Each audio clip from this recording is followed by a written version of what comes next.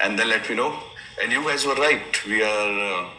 We might be having one, I think, one less class next to next week, the Diwali week. So I tried very hard yesterday to convince everyone that we should have one extra lecture, etc. But they said the office is closed, nobody will be there.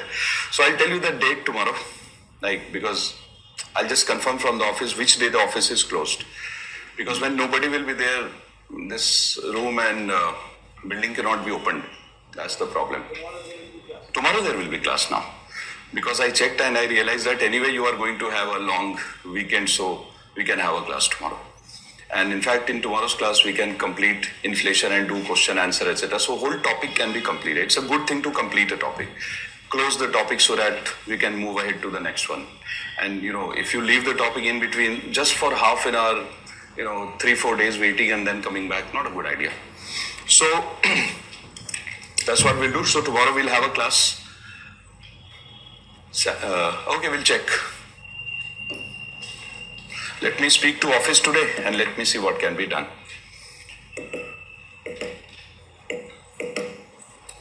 So you try the questions, and what I have in mind is first you try the MCQs that I gave you. The previous test which you took, uska framework answer I have already provided in this handout. You just try the new MCQs that I have given you. It is from, as I told you, it is from my current affairs batch. So what we can do is you try it out, and if you are able to find the answer, great. If not, then I'll discuss it in the class along with the inflation question. So I'm planning one day again with you where this time instead of more mains, it will be more prelims oriented because the topic is such. 1 or 2 mains question, but mostly prelims, MCQ, MCQ, MCQ. There is an art of solving MCQs also. Just that we don't know that there is an art, but there is. So that art needs to be learnt in the class. And guys, since you have raised the expectations and you have already raised your standards, so I would suggest that in today's lecture also be as proactive as you have been in, especially in last 3-4 days. So maintain that. It's really good to see you guys being so proactive, answering a lot of questions, understanding the things. Now, we are entering into inflation part 2. There are so many things inside it, but first we'll enter into inflation part 2. This is very important. This is where you get into real life. Here, dekho. This is what we are going to study first, and then there are so many small topics like Phillips curve, stewflation. Those things are small, but this one I wanted to focus today, and I was really excited to teach you this. Let me tell you. The reason being, and it's a very funny situation, the reason being that when I was a student and I used to learn economics, so these are the areas which used to give me so much trouble. So much of why? Because my professors used to assume that everybody knows it.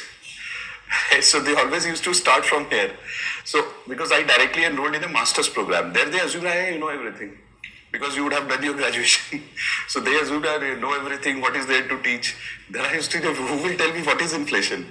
And then over a period of time when I met some people, some stalwarts of this field, as I told you, Dr. Ram Singh, Dr. Pammido, etc. So slowly and gradually they taught me these concepts. So it was through one-on-one interaction, something classroom, some interactions, etc. So got an opportunity to learn a lot of nuances. That okay, this is how exactly it is done. Very subtle points. So these are the things which I'm going to pass on to you. As I told you that the faculties are nothing but a medium. So from somewhere we get the knowledge and we pass it on to you. That's it. So this is one such area which I already developed a lot of interest, and it's really good to teach you this topic. So the name of this section which I'm going to teach you is how to calculate inflation. Because if you learn how to calculate inflation, 2-3 things will happen. If you are the policymaker of this country, you would know that how much prices are rising. And if you know the quantum that, okay, this is how the price rise is happening, you can go to different sections of the society and ask them that, hey, farmer, are you hurt? Because a farmer can produce food, but farmer cannot produce clothes. So farmer has to buy clothes and medicine. So you have to ask the farmer that, hey farmer, what are you consuming? Farmer says that I'm consuming food. You say, okay. Then the farmer says, I'm also consuming clothes, medicines. I'm also paying for my children's education. I'm, using transportation. I'm buying petrol and diesel. Immediately you realize, acha, these things are too costly. It must be hurting the farmer. So let's give them some relief. So similarly, if you go to somebody who is working in IT sector and you ask them, hey, what are you consuming? That person will tell you, don't ask, I'm consuming more of ready to eat food. Oh, ready to eat. Farmer would not consume ready to eat food, but a person working in IT field would consume ready to eat food. In that sense, if ready to eat food is costly, you have to give relief to that person.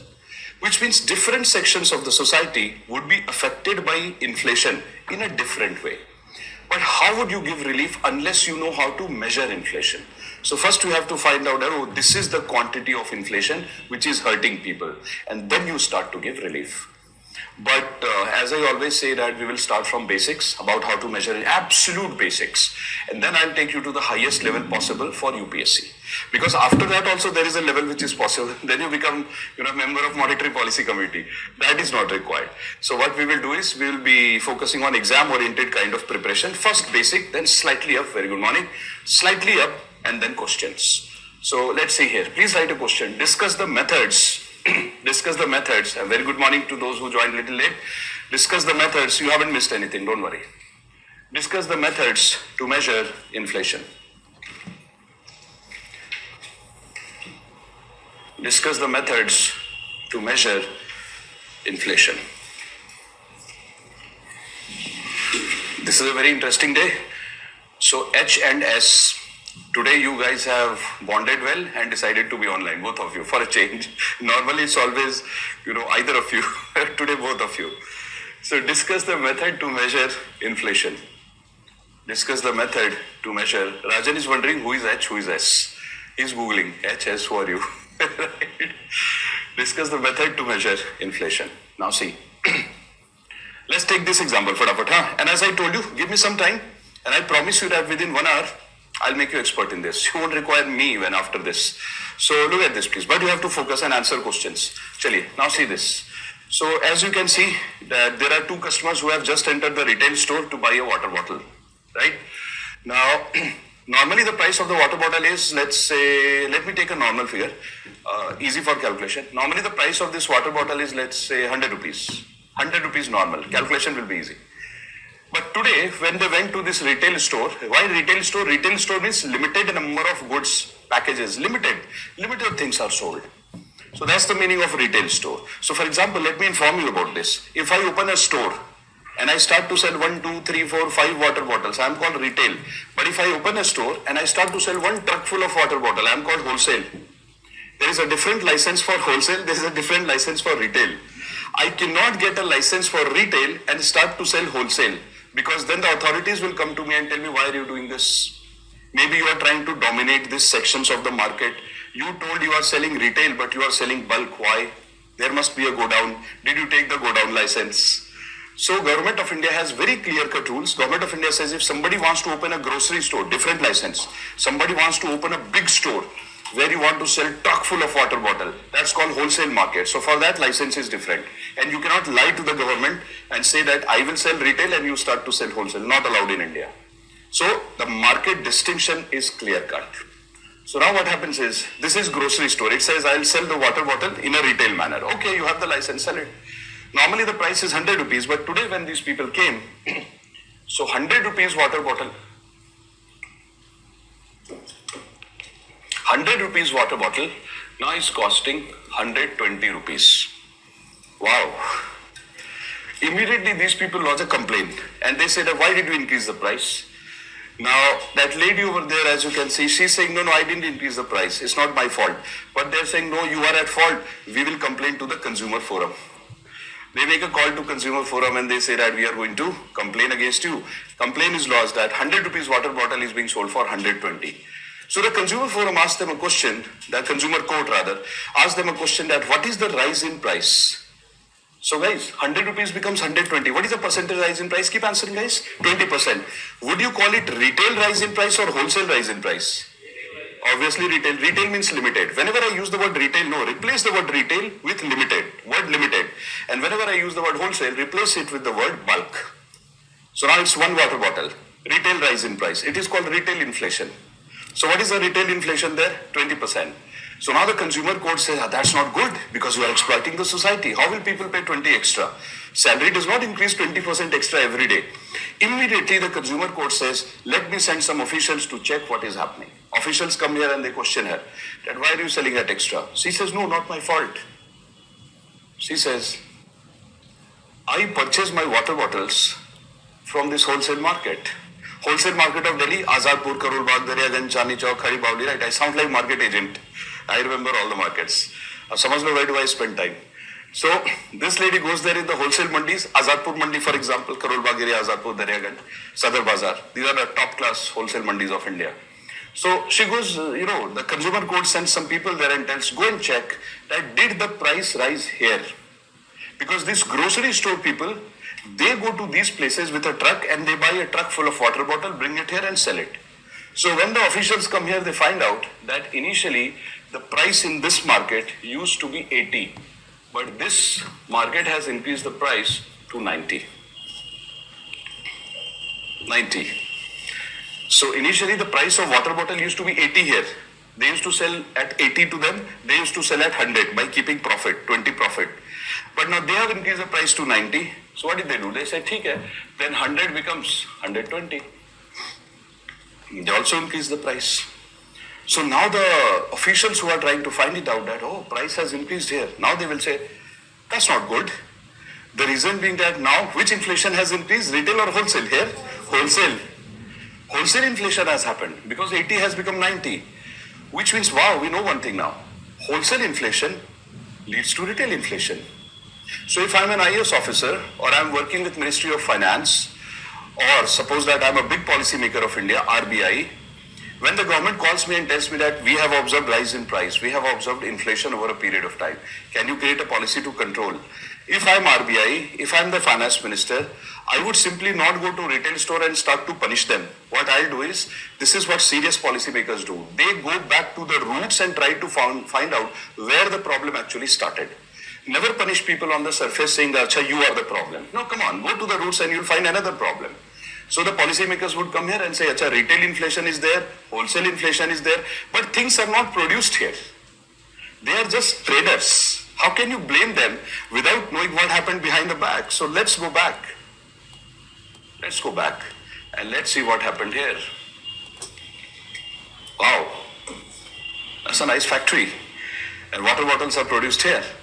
So now imagine that you as an IAS officer come here and ask them that you, Mr. Factory, what is the price of the water bottle today? So factory tells you that the price of water bottle today is 70 rupees. You ask them, okay, tell me what was the previous price of the water bottle exactly 1 month back? So this tells you 50 rupees. You are saying, wow, now I get it, that where exactly is the problem. Now see, the problem is there in front of us. The problem is, in this factory itself, this is producer. Producer is producing the things. So at the factory only 50 became 70. Hence, when this was sold to them, so they started to sell it at 80 because at 50 rupees they used to get it earlier. And they used to sell it at 80. And how much profit they used to make? 30 rupees profit. Because at 50 things used to come here and these wholesale people used to sell the items at 80 rupees. But now what has happened? They are selling at 70. So they said we will sell at 90. Which is because prices have increased there, hence prices have increased there and prices have increased here. So now when you come here, what is the name that you would like to give to this type of inflation? 50 becomes 70. The name would be retail, name would be wholesale, or name would be producer. So hence it is called as producer price index. It is also called as, in a layman term, producer inflation. Which means that if you want to correct the mistakes in the economy, if you want to control prices, first you have to find out where exactly the price has increased.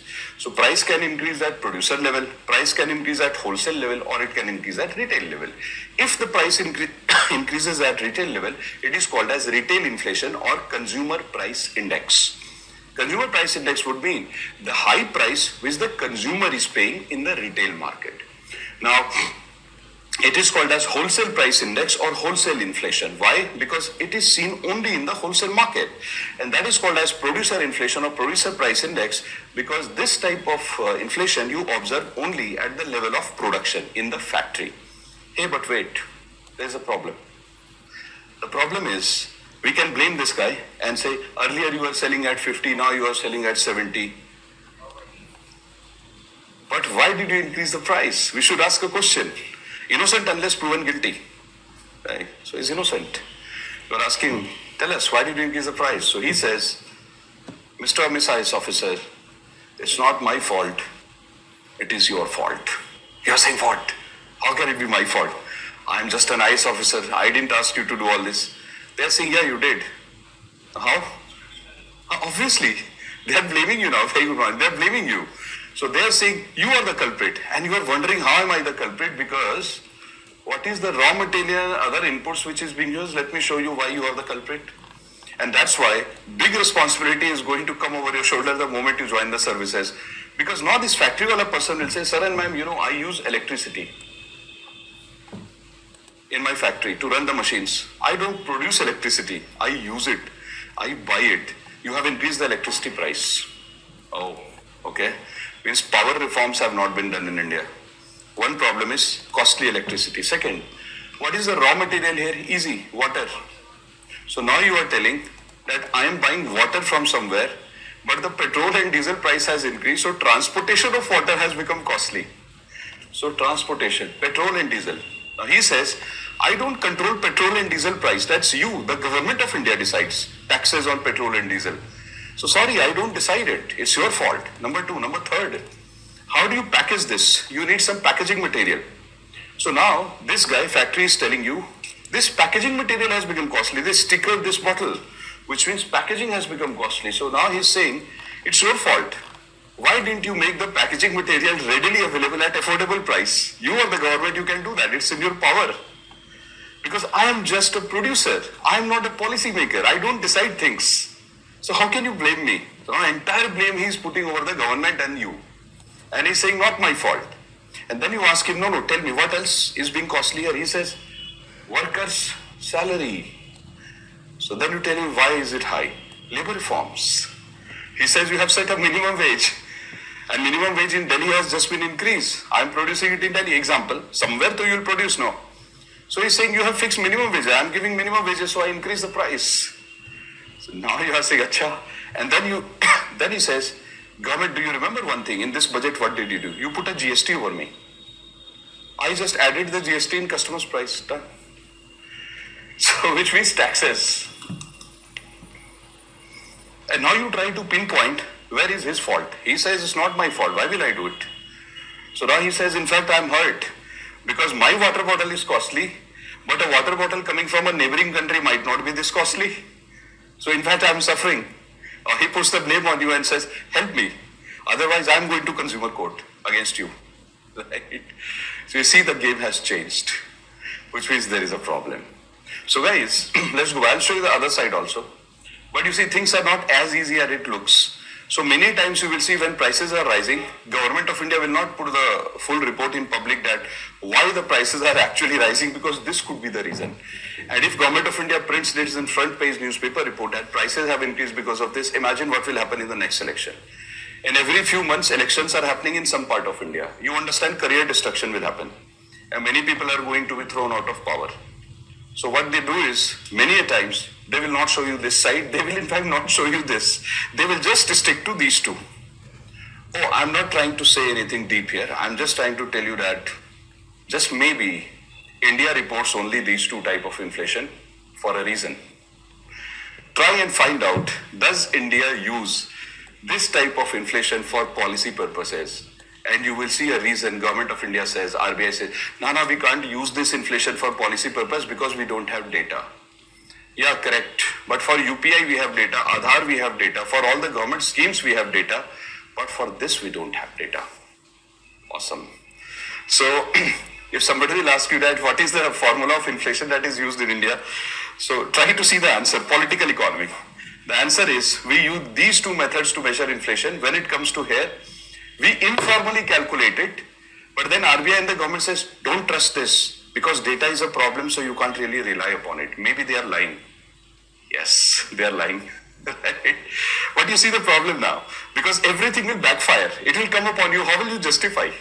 Because then you have to answer to the society in every monetary policy committee meeting. After the meeting, every person from government has to sit in media and answer that why electricity is costly, why water is costly, why health is costly, why labor reforms, etc., is very uneven in India.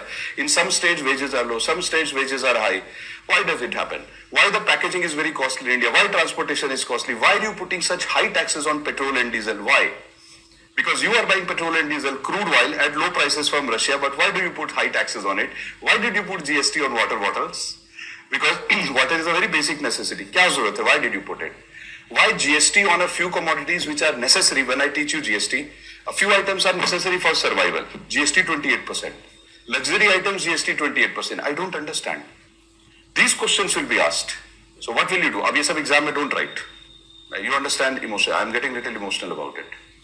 So that's the reason that we don't calculate this properly, and Government of India gives a normal figure and say, yeah, it's okay, we don't have data.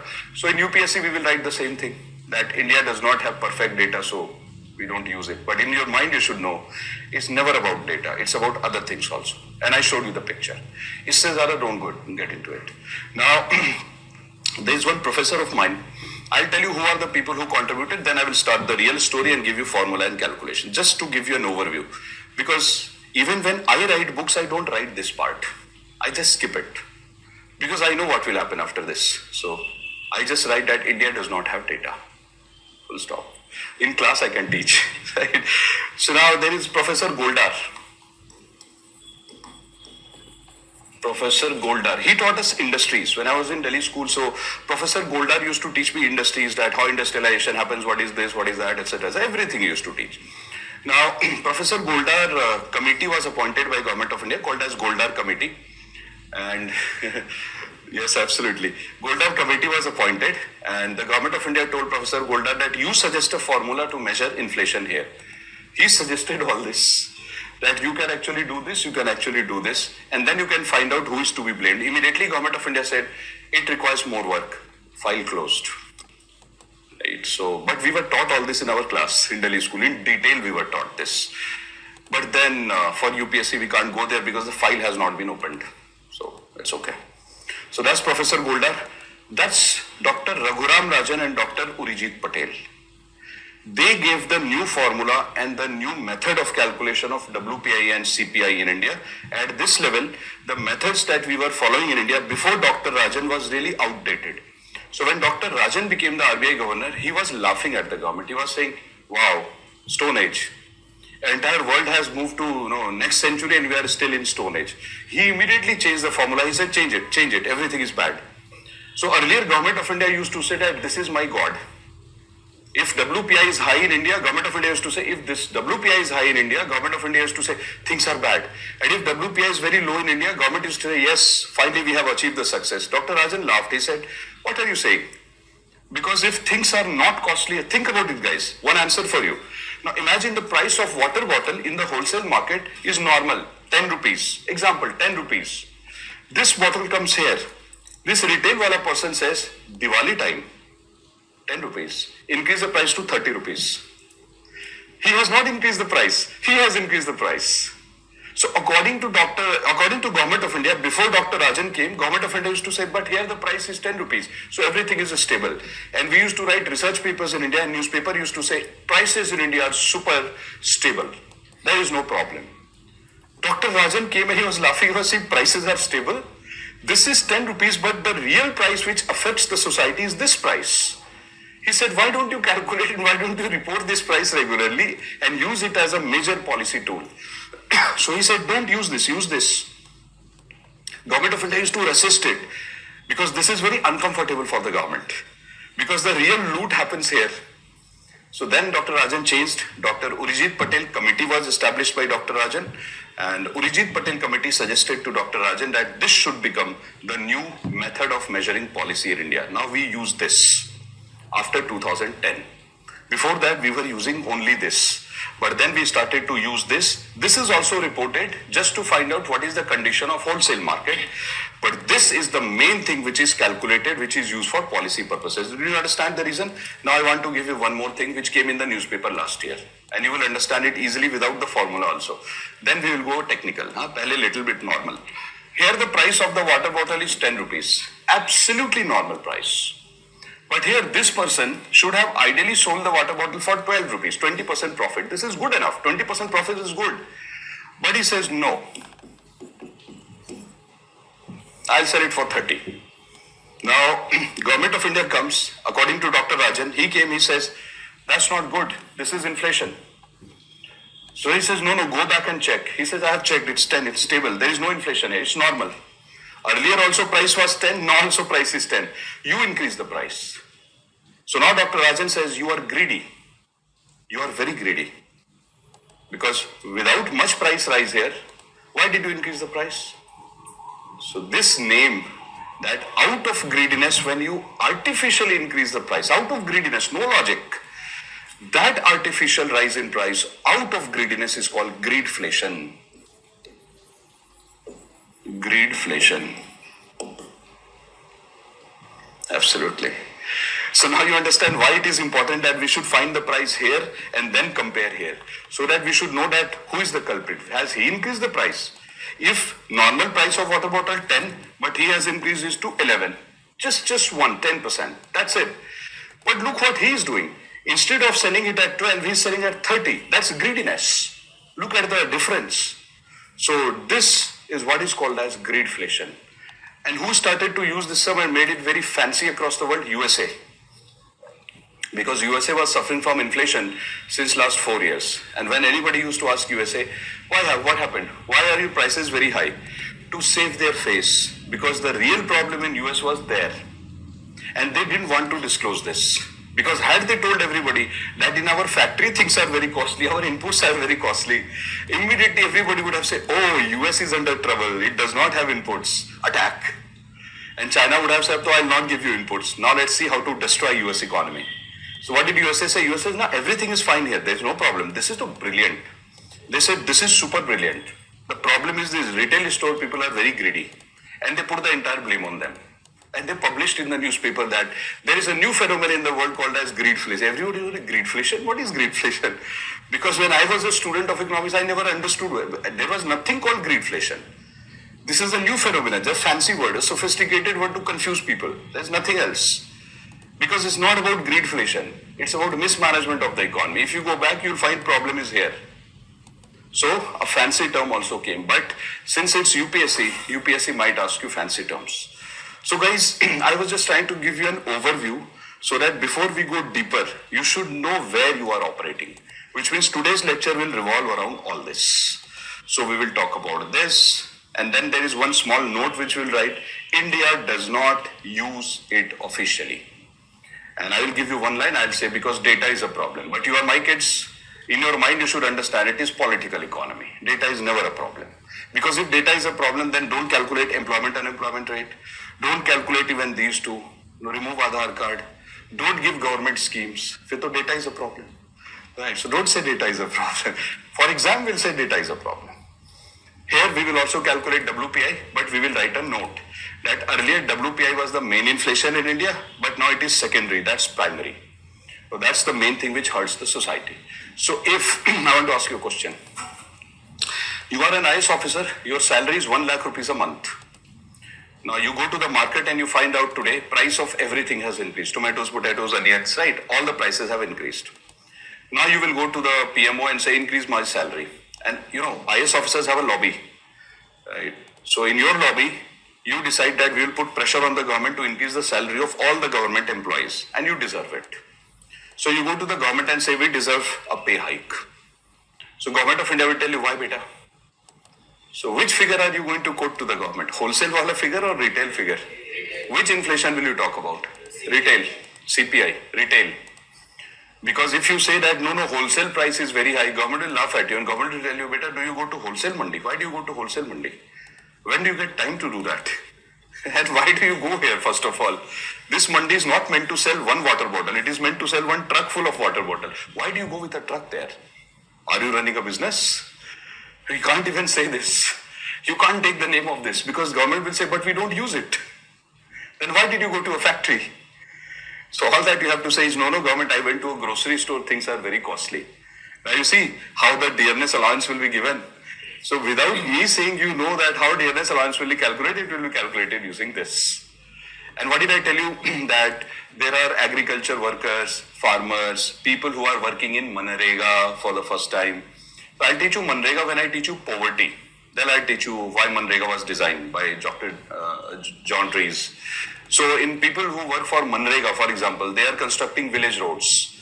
And suppose I told you that what are the things they consume? Everybody consumes in India: food, clothes, medicine, transportation. For them also life can become difficult. So they can also come to the government and say, I am Manrega worker working in a village. Everything has become costly, government please help. So government will say, beta, what everything has become costly? So what will a Manrega worker say? I am buying truck full of things. Manrega worker will also say, retail inflation has increased, please give me a pay hike. So recently minimum wages have been increased, no? Because of this. Understood? Can we go in details? Please write. Have you written the question? Discuss the methods to measure inflation. So please write. Inflation can be measured. Now we'll go deeper. And as I told you, if you remain patient for 1 hour, you will see the layers opening.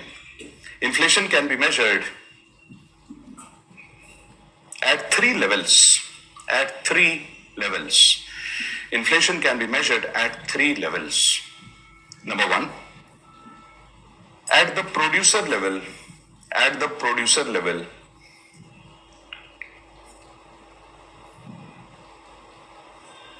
it is measured by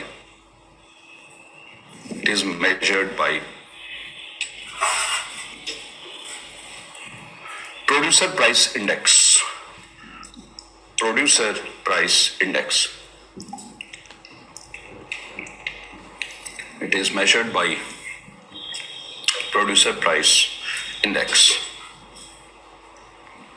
Number 2, at wholesale level,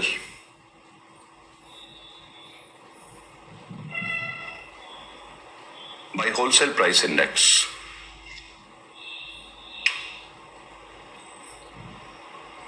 At wholesale level, by wholesale price index. And number 3, at consumer level,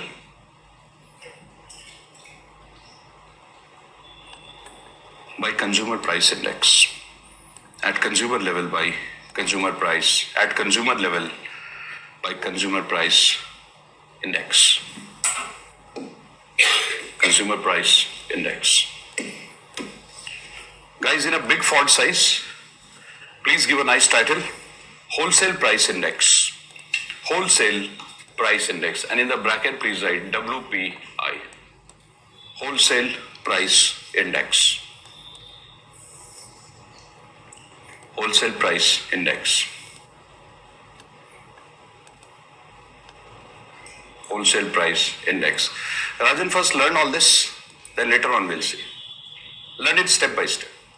Wholesale price index. See, it's like deciding how to drive a vehicle. When you get inside a vehicle, no, you see so many components. Do you press all the components at one go? You know what will happen. So we'll take it one by one. Easy. You'll learn it eventually, everything. So wholesale price index. Now, let's have a small discussion. And this time I will ask you a question, you will have to answer. To my online students also, there are 2 options to participate. 1, you can also speak looking at the board and listening to my question. So keep on speaking wherever you are so that it's a practice for you also. Number 2, you can type also. And to you guys, please start speaking. Tell me, look at the board. Fatapat, rapid fire. Can you please tell me that if you go to this market, can you buy limited amount of onions and potatoes or bulk amount of onion and potatoes? Why will they not sell limited amount? Wholesale, because first they don't have the license. Because I told you there are different licenses in India. And number 2, it is a loss for them. Because the packaging is done in such a way that there is 10 to 20 kg inside it. So they can't just open it. It's a loss for them. It's a time waste for them. So they will not sell you that. Okay, that's number 1. Number 2. So you know it is bulk. Number 2. Can you please tell me, if I ask a simple question, I'll name the commodity. And can you please tell me that, do you expect this commodity, in yes and no, do you expect this commodity to be available in wholesale mandi like this? So I'm giving an example. So if I ask you that, would you find rice and wheat in this kind of market, yes or no? Rice and wheat, yes or no? Yes. Let's do rapid fire. Alright, so I'm going to tell you a lot of commodities. Your yes and no should come before my question. Along with my question. So let's do it. So tell me in yes or no, okay? So first round, random things. Second round, I will organize the name of items in a certain way from where you have to find out what exactly is the nature of those items. So first random, let's do a random practice. Okay, tell me in yes or no, whether you find it here or not.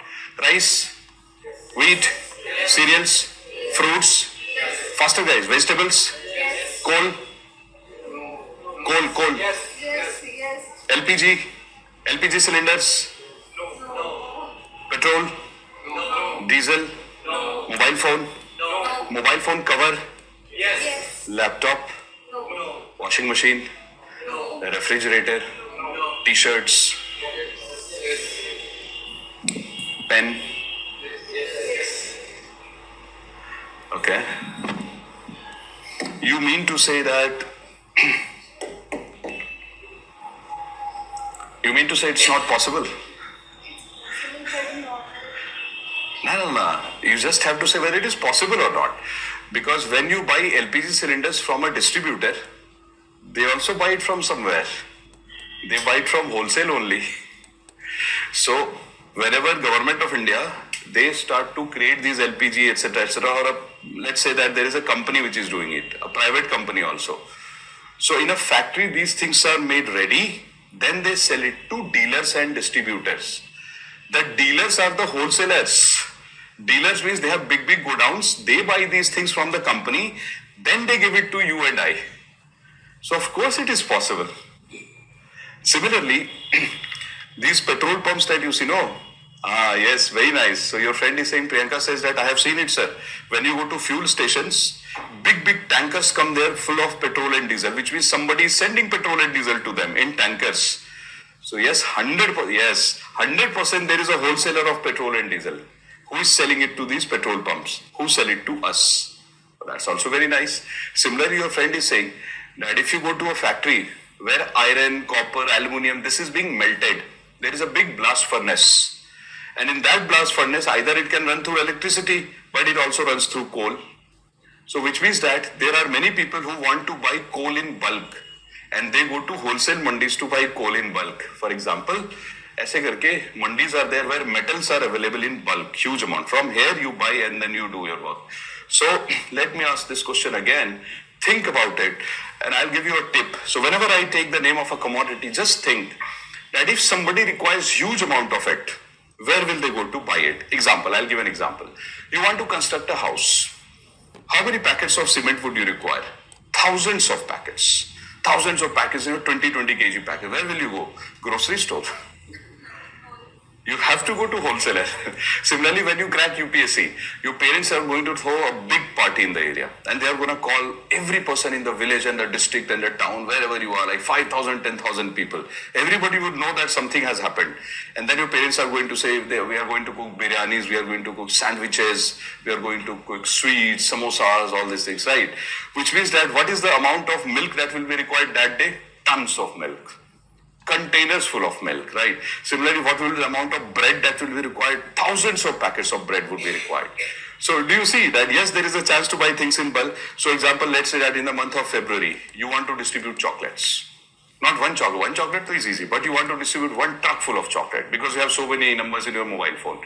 So what will you do? From where will you get a truck full of chocolate? You go to a wholesaler. And you say, wholesaler, you buying from factory? No. There is a wholesaler who buys the chocolate from factory. You can't directly go to factory. They will not sell. So you have to go to wholesaler. Wholesaler will give you one truck full of chocolate and he will ask you, what are you doing? Just tell him that for personal use. Can't disclose. Right? One truck full of chocolates. This is what you can do. Are you imagining all that? Look at you guys. Innocent kids. New scheme. Alright. So, okay. Let me ask you again. This is important, guys. Important is say we'll arrive at a conclusion. Now I'm asking again. Can you please tell me whether these items are available in wholesale mandis or not? Think about it and answer. And mind you, everything that I'm telling you, you have to think from the perspective that what if somebody requires in bulk? Like I open a hotel, and in that hotel there will be 200 rooms. How many LED television screens would I require? 200. Where will I go? Will I go to a small electronics store?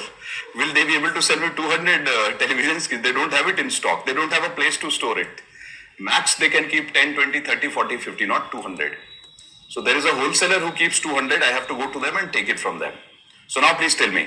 So now be careful about the type of items that I'm going to mention, whether it is available in wholesale or not, yes or no. Okay, rice, yes. Wheat, yes. Cereals, yes. Fruits, yes. Vegetable, yes. Iron ore, yes. Copper ore, yes. Aluminium ore. Yes. Awesome. So these items which I named, can you please tell me, are these items very basic, rudimentary, raw form of item, or these are very high funda and highly processed items? The items which I named, these are absolutely raw form. Because I didn't say ice cream, I said rice. I didn't say bread, I said wheat. So obviously these are primary in nature, raw form of item. Absolutely brilliant, very nice. I said, do you know, UPSC has been asking these type of questions also in the form of MCQs, that which of the following items will be present in wholesale market, bataiye. So that's why we have to know all these things from absolute basic, we have to build our base. So that's number one. Okay, number two. Please tell me if these items are available in wholesale mandis or not. LPG, yes. Petrol, yes. Diesel, yes. Other forms of energy, yes. 100% yes. Like solar cells, yes, why not? So that is also available. Okay, third. So what are these things called as? Energy. Sources of energy, fuel or energy. Because from LPG, from electricity, from all these items that I named, petrol and diesel, what do you derive? End product, energy. So fuel and energy, yes, 100% yes. Okay, third category of items. Be careful and tell me if it is available in wholesale or not. So I gave you the example of a hotel. That in my hotel there are 500 rooms, 200 rooms. I want to buy 200 LED. So can you please tell me whether these things are available in wholesale mandis or not? Mobile phone? Yes. 100% yes. LED television? Yes. Refrigerator? Yes. Air conditioner? Yes. Clothes? Yes. Shoes? Yes. Pen? Stationery item? Books? Ice cream? Yes. Yes. What are these items? Primary items or manufactured items? All of them are manufactured items. Think about it. All of them are manufactured items because they have gone through a factory production. All the items that I named. Whether it is book, whether it is pen, whether it is, mobile phone, laptops, television, AC, air conditioners, refrigerator, all these have gone through factory process. Which means, whenever you go to a wholesale market, first you have to ask a question that this wholesale market specializes in what segment of the product. There would be different wholesale markets for different things. So for example, you can't go to a vegetable mandi and say, I want to buy refrigerator. You can't go to a refrigerator market and say, I want to buy vegetables. Both are important, both have different market. So, when you go to Karol Bagh area, mostly you will find almost everything. One section of the Karol Bagh market would say we specialize in vegetable and fruits. It is true. One section of the Karol Bagh market, like Gafar market. So when you go to Gafar market and if you want to buy, let's say, 1,000 mobile phone covers available. But if you go to that person who is selling 1,000 mobile phone covers and request him, uncle, please one mobile phone cover. He will say, beta, please don't waste my time. Because I can't take it out. It's packed in big cartons. I can deliver 1,000 pieces, but not one piece. It is not economical for me. So they will not even talk to you. So are you understanding that in every market there is a segment of wholesale, there is a segment of retail? Which means, listen to it very carefully, we are going to build a nice concept from here and you have to be fully present in the class, emotionally present. Any that thinking something else, being in the class, nah, don't do that. I'll be fully present in the class. So now see, you are the government of India and you have just heard that prices are rising in the economy. And you are very scared that if this price rise becomes permanent, then it will be called as inflation. And now you are understanding, no, I can use these things in the class. You understand the difference. When price rise is consistent or permanent, that's inflation. You are scared. You are saying, no, I don't want to let that happen. Before it happens, you jump in the market. And you try to say, let me find out if it is going to become permanent or not. How do you find out? Go to wholesale mandi and try to ask a question to the wholesale mandi, this kind of place. Come here and ask them that, you and you, sir, because you are the participant in the market, can you please tell us, sir, that what are those items which are most commonly being bought and sold in your market? Because they will have the data. And for this, there is only one method of finding out, survey. You have to do a survey. You have to physically go there. So Government of India trains the staffs. And what is the name of the agency? Now we go back to the table which I made you memorize. You remember, which is that agency which compiles the figure for WPI? Tell me guys, and make me proud. Office is fine. Office of Economic Advisor. Which department? DPIIT. There you go. Ministry of Commerce and Industry. Brilliant. Now you see the utility of that. Because when people study these kind of topics, when it is exam-oriented preparation, you have to take the name of the real agencies. You can't just beat around the bush and say, somebody goes there from government. No, this is UPSC. You have to name them. So that's your DPIIT. Here comes your DPIIT, right? So now DPIIT would train people train a set of officials and say, go to this market and find out which are the items which are being bought and sold commonly in this market. But you have to depend on the answer given by them. So there can be a problem. Why? Because now you are depending on an answer given by a human. And humans are guided by emotions. So suppose that he and he, these two people have had a bad fight at home with somebody. And you go to them and tell them that, sir, what is being sold and bought in this market? They say nothing, don't ask me. They have had a very bad day. They will not give you the answer. Then what will you write? Nothing. So should you depend on one answer from one market? No. That's called biasness. So in statistics, what you do is you have to at least select a good sample size so that if one person becomes biased, there are others from where you get the answer so that average answer is not biased. Are you understanding this funda now? So which means that in how many markets will DPIIT go? Not one market, but let me give you the real figure. DPIIT in India goes to roughly around 10,000 to 20,000 markets depending on which year we are doing the survey. Roughly more than 10,000 to guaranteed. They tried to touch even 20,000 markets. So 10 to 20,000 is the number. This is the number of wholesale mandis they travel to. If you go in Delhi only, you will find more than 10 wholesale mandis. So they go to every state of India, every union territory of India, and in those places, they select the top 5, top 6 mandis, top 10 mandis, depending on the size of the state. So if you go to Maharashtra, you have to select more mandis. Because Maharashtra has 35 mandis, huge 35 mandis. So you have to select 20. Go to Karnataka, it also has 35, 40 mandis. You have to select more. Go to Goa, one mandi only. Over. Before it starts, it ends. Land sizes. So I'm not making fun of Goa, right? So, but I'm saying that it ends before it starts. So similarly, if you go to some places, there will be less number of mandis. In some places, huge number of mandis. So Government of India says, I'll go to every state and I'll find out from some selected mandis that what is the most commonly bought and sold item. Are you getting ideas? Awesome. Now let me show a picture to you. You are smart, you'll understand the picture. There you go. Without beating around the bush, I'll give you time to make this. Now, why don't you do one thing? We should make this first so that when I start to tell you what you can write down few things as well. This will become better. Likho, please write. Have you given a title Wholesale Price Index? Let's write the definition. Please write. WPI, likhe. WPI measures inflation. WPI measures inflation at wholesale level. At wholesale level. At wholesale level. In other words, WPI measures inflation in the wholesale mandis. In the wholesale mandis, where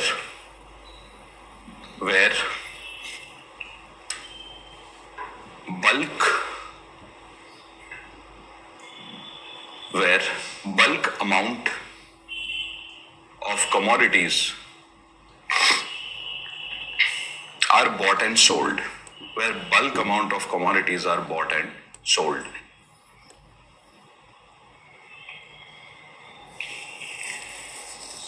Please give a small title. Calculation of WPI in India.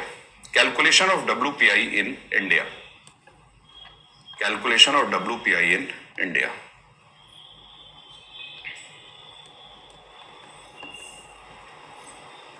Now, so do one thing, bacho. First you make this Venn diagram. Just draw this Venn diagram.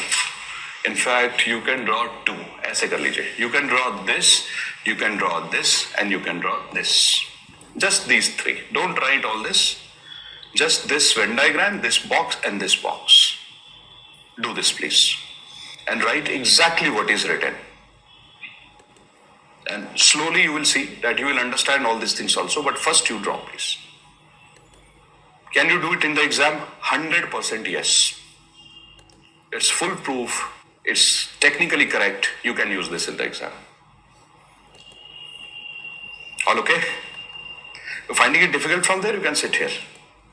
Is it fine there? Cool. To my online students, all fine so far? Manageable? Not heavy? Cool.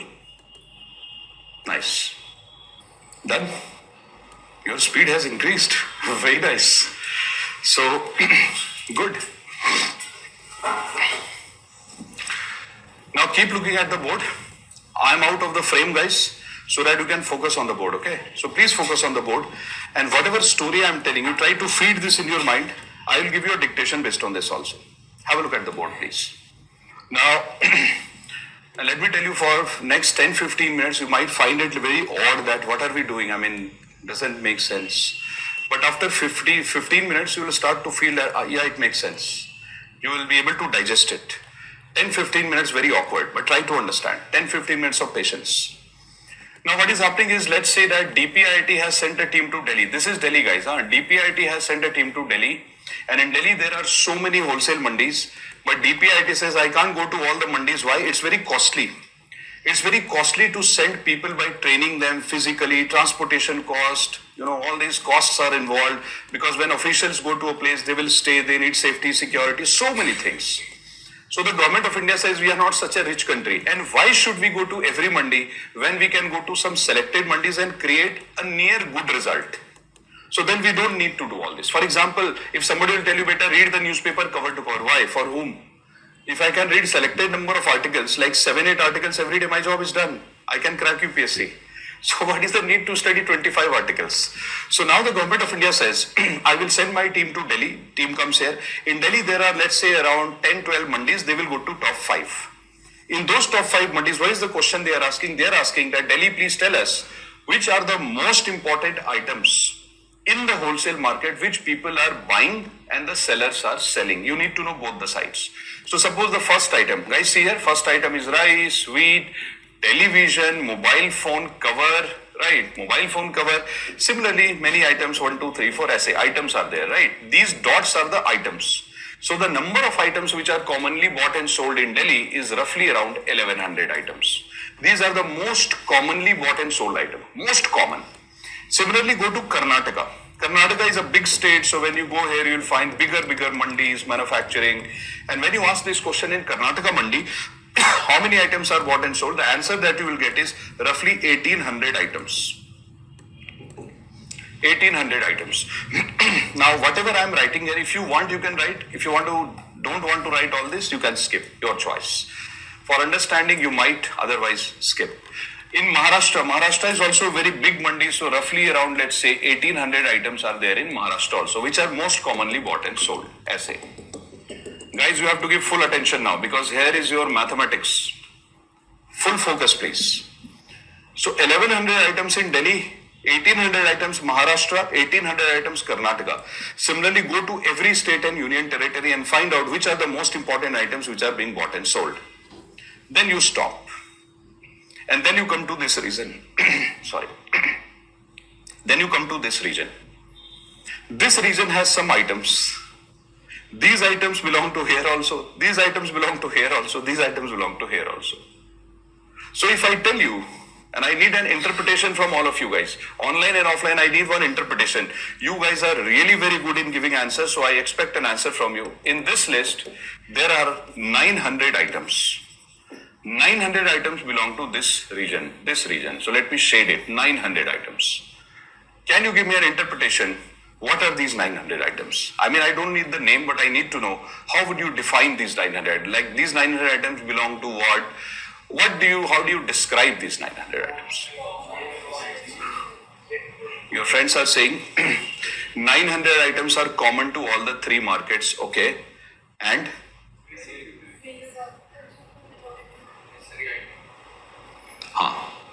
Which means they are most commonly bought and sold. It affects the society. Brilliant. And what is the other interpretation you said? You said that, very good Ayush, very good Suganya. You are saying that these are the most important core items without which society cannot survive? Absolutely. But the first answer that you gave, yes, Sai, very nice. iPad, no. Because you have used one word which I have not used in the class. So, what is the item here?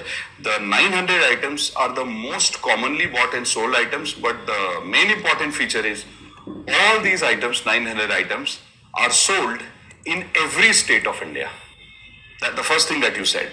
So, in every state, because these are not just 3 states. If I start to draw circles now, it will become complicated because we'll have to draw more than 30 circles.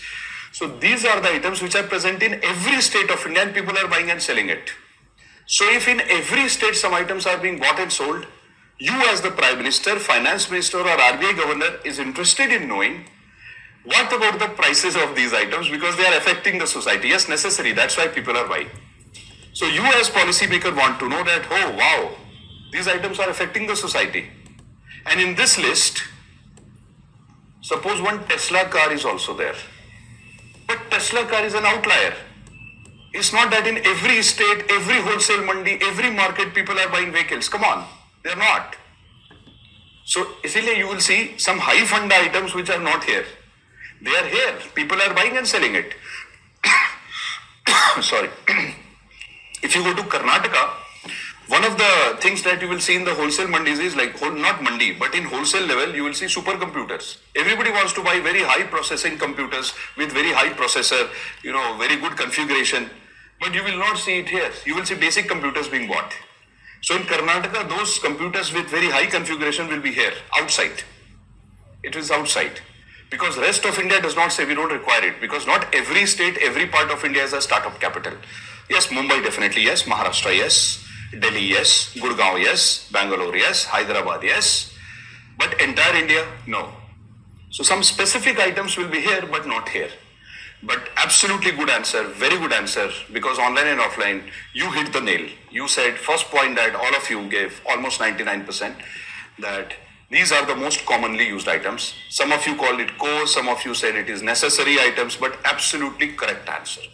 Second answer that you gave is almost perfect. Second answer you said it is available across India. Yes. But a better statement would have been that these are the 900 items which are being bought and sold in every state in the wholesale mandi. This could have been a better answer because it is bought and sold in every state. Now, think about it and then give me another answer because now we are reaching the formula part. So, one situation for you. Now, imagine that I take a box. और ध्यान सुना बच्चों. I take a box.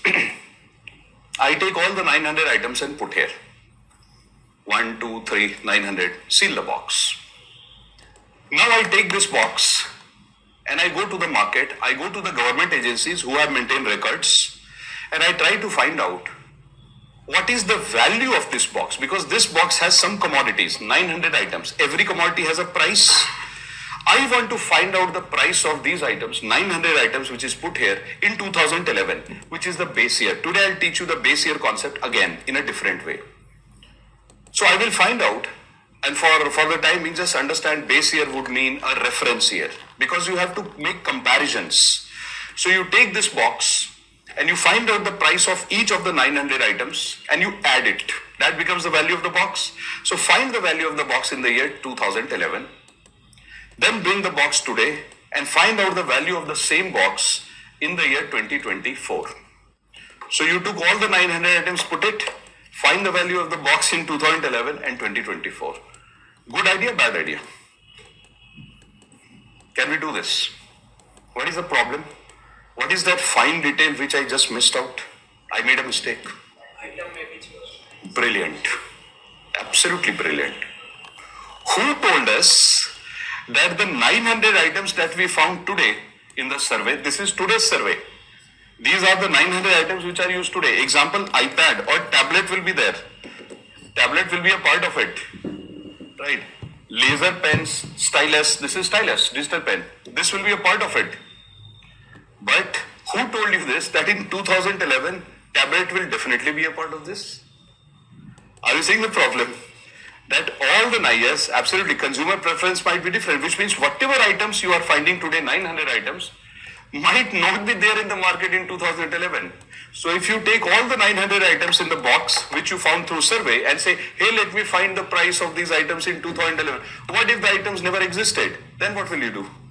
You just made a mistake. You took all the 900 items. You can't. So what do you need to do? So first you need to find out, dekho, this is the step, these are the steps. First you need to go to each market and find out what are the most commonly bought and sold items, here, here, here. Then find out which are the common items. These are common items.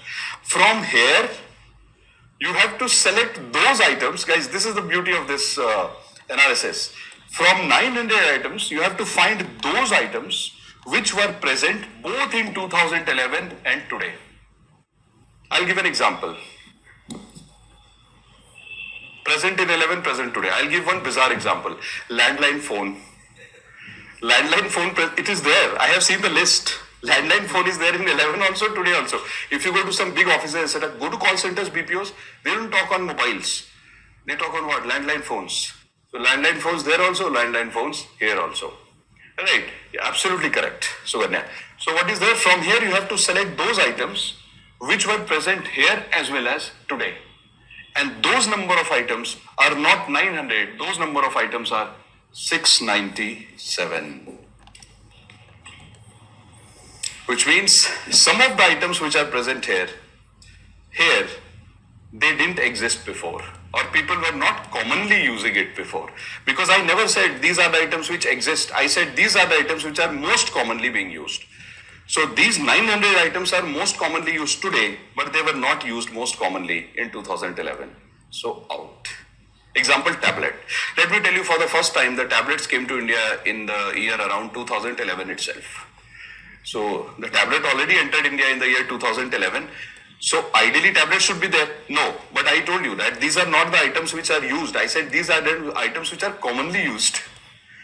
So it was not in the list of commonly used items. Hence tablet is not a part of 697. So tablet is here, but tablet was not a part here, commonly used part. So tablet is out. Only 697 items are most commonly used items which people used in both 11 as well as today. That's how you interpret. So now see what you will do. I told you for 10-15 minutes you will find it odd, but after that it will sink in. For example, you have to sink in. So there's this box now. See what are we doing in the box? Take those 697 items, like for example television screen, refrigerator, air conditioners, all these 9 items, you put it in the box. Every item has a price. So on the box you mention the price of the item. Television this, refrigerator this, pen this, all the prices put here in this box. Now what you do is, you find the price of this box in 2011. Listen to it very carefully. Again, some complicated thing is coming. Find the price of this box in 2011. I'll make it simple. And then find the price of this box in 2024. In 11, whatever be the price, ideally price would be 60,948 rupees. But let's not take 60, because even if you take 60,948 using calculator, we can easily do those things. But why too complicate? So in the exam, we have to simplify. So we will write in 2011, suppose the price is 100 rupees.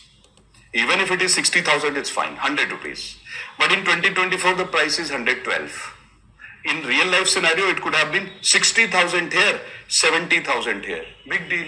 Calculator, so we can calculate. So we are taking 100 here, base here, and 112 here. What is the jump in price? 12%. How do you calculate 12%? Now see the formula. Don't write, because I'll give you time to write. And I'll give you a nice dictation on this. So what is the formula? Formula is current year price. See, this is percentage change formula, which we study in standard 6th. School may we study these things. So what is this? Current year price is this. Base year price is this. Base year means reference year. And then you divide it by base year. What are we trying to find? Percentage change. So what is percentage change? New value minus old value upon old value. So 112 minus 100 upon 100 into 112%. What is this 12% called as? Where did we calculate this? We calculated this in wholesale mandi. Hence this 12% is called as wholesale price index. But hey, wait, there is something new. And this is where the real interesting area starts. So see, what is the name we have given? The name that we are giving it is called as WPI, wholesale price index, or headline WPI. Wow, what is this new thing? Headline WPI? Why headline WPI? So now please try to understand this definition. I'm telling you this, that after 15-20 minutes it will become more clear, but let me try to just give you an intuitive answer.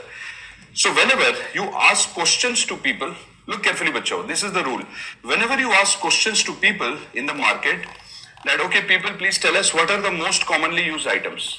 And if people gave you this answer, from people's answer you find out 900, and from people's answer you find out 697. Did you add or subtract anything from your side? No. So whenever you don't dilute the answer of the society, you don't make any changes here. If people said we are using this, we are using this. If people are saying we are having more food, they are having more food. Don't question them. Because if you want to question them, don't ask them questions in survey. Then you write your answer from your side. Why do you go to people? So if you went to people and asked them a question that people, what are you buying and selling, and whatever answer society is giving you, do not dilute, do not manipulate. So when you do not dilute the answer, whether the answer is ugly, good, bad, but be bold, accept the answer. So when you accept the answer of the society, and based on society's answer, you got 697, and then you made your calculation based on this, then whatever is the percentage that you are getting, you have to add the word headline. So whenever you see the word headline, you have to understand, acha, headline. Headline would mean that whatever answer was given by the society, I have not taken out anything, I have not added anything. Which means there must be something where we are removing or adding the answer to what society gave. So if society is saying 697, you took 697, that's headline. But that means that why are we compelled to use the word headline? There must be something else also, where society's answer is not being used. So to distinguish between this and something like this, see what is written, WPI core. So what is WPI core? I mean, I'll teach you that later on, but I wanted to give you one intuitive answer. Suppose this is that 697 basket. So when you put 697 items and compare its price between 2011 and 2024, you get something called headline inflation. But from this basket, if you remove these two, see, remove these two. Oh, people's answer removed. No, that's not 697. You have removed two items. The moment you remove something from people's answer, name has to change. Now that's called core. That's the difference. So why do we use the word headline? To give a signal to everyone that, hey, headline would mean we have respected the answer of the people, we haven't changed it. But core would mean that for some policy purpose or calculation purposes or something related to Indian economy, we have to calculate this also. But the moment you don't add the word headline, everybody will understand something has been changed for policy purposes. People never said this, but government is doing it for policy. That's the reason we do all these things. So for now, because I'll teach you the core later on, because see, it is the next level PPT. Let's come back first. So just to give you an idea that why is it called headline? Because you have respected people's answer and selected it. Okay, that's why it is headline. Now let's come back to it again. Look carefully. So what we have done here is 2-3 things. Let me give you one more example so that it becomes more clear to you. Then I'll tell you what is base here. Now guys, imagine that you met somebody today for the first time. I know it's a bad example, but it's okay. You met somebody today it's important. You met somebody today for the first time and that person told you that I want to have coffee with you. Now there are two things that you can do. So Dhyan said, try to understand it carefully. There are two things that you can do. Blindly trust the person and say, "Chalo, let's have coffee." The moment you went to a cafe, etc., in 5 minutes after having coffee, the person takes out a pistol and says, "Give me all the belongings, cash, credit card, mobile phone, everything that you have." You are saying, "What? I thought you were a nice person." The person says, "Yeah, I'm very nice." So I'm nicely asking, "Please give me all the properties that you have, everything that you have." You gave away everything without harming you. The person finishes the coffee also. Person says, "Coffee is good," and the person leaves. You just made a mistake. Why? Because you trusted the person and you asked the person, "How are you?" Person said, "I'm very good." Your friend is saying, "Manas, that already happened with me in Gurgaon." Why did you go out there like that? Manas, you should not have gone. You come to Delhi. We need to have heavy counseling session with you. He's so innocent. Right? So now guys, see, that's the important point, that when you meet somebody try to understand the meaning that I'm trying to bring here. When you meet somebody for the first time and you have blind trust that the person is very caring. Why? Because the person says, "Let's have coffee," and brought a good coffee and you started to trust. Just you met 1 time, 2 times and you started to trust that person. What is the best way to understand how the person is, or what will be the behavior of the person? I'll tell you another bizarre thing. Suppose you have met somebody and you have been talking to that person since last 6 months. And you feel the person is very good, very caring. How? Because the person is talking very sweetly. Yeah, it is possible. People can be sweet for 1 year, 2 years, 6 months, etc. So what did you do? You said, "Chalo," after talking to 6 months, you said, "Let's go and have coffee." You are having coffee. You said something and the person didn't like it. What did he do or she do? They spill the coffee on your face. That, "Go away." You said, "I never knew you had this side as well." So the person says, no, normally I don't have this side. But when something triggers me, I have so many other sides.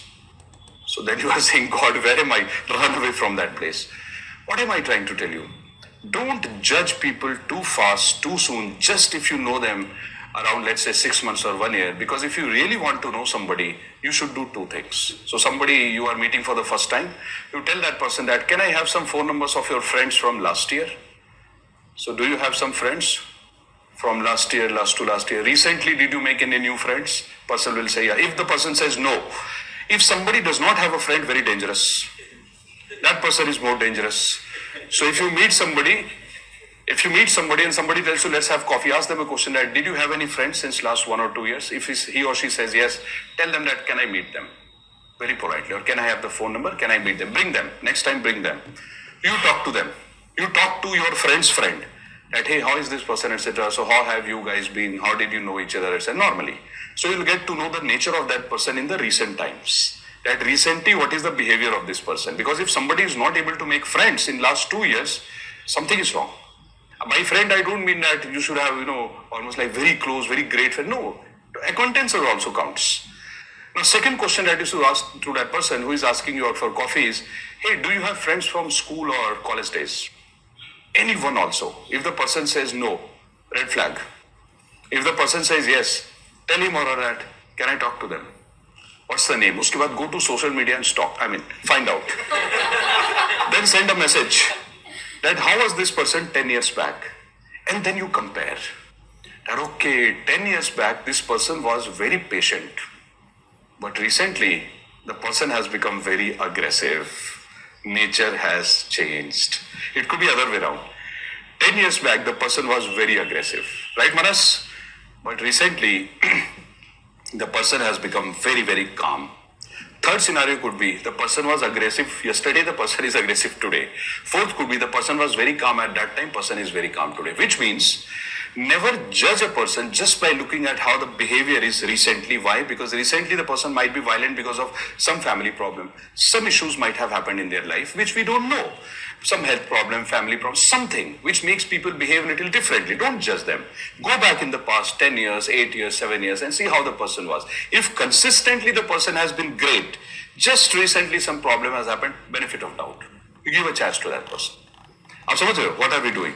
Similarly, now let's bring that concept here because I've already explained. I don't want to over-explain this. Come back with this box and see the magic now. So, what does RBI do? Look at RBI. RBI says, first I will find the price of this box, 697 items in 2024. The price of this box is 112 rupees. RBI says, I don't know if 112 is good or bad. Because how do you know it is high or low unless you compare it? So then RBI says that I want to compare this, what happened 10 years back in the past. Because I want to see long-term behavior. So then it comes to 2011 and says, yeah, it's roughly around more than 10 years, it was 100. So from 100, it has become 112. 12% jump in more than 10 years. It's almost like in 12 years, 12% jump. That's not very high jump. So RBI will, yeah, it's okay. Then RBI says, no, but I should not come to a conclusion. Let me find out what was the price of this box, exactly this box in the year 2023. Exactly 12 months back. So for example, today, let's say December 1st, 2024, RBI finds the price of this box 112. So RBI says, in 2023, exactly same day, December 1st, 2023, I want to find the price of this box. Guess what? This 100, which was there in 2011, till 2023, it became 101. That's it. Which means, from 11 to 23, the jump was just 1%, which is absolute stability. There you go. From here to here, bizarre jump. Wow. What we just found. That in last 10 years, it was very stable. Recently, something has happened that the wholesale mandi is showing bizarre jump.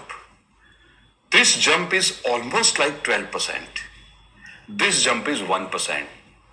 And we would have never been able to find it out if we never found out what happened last year. It's very important to find out what actually has happened recently and compare it with what has happened in last 10, 12 years. So, what happens in RBI, what happens in DPIIT, what happens in Government of India?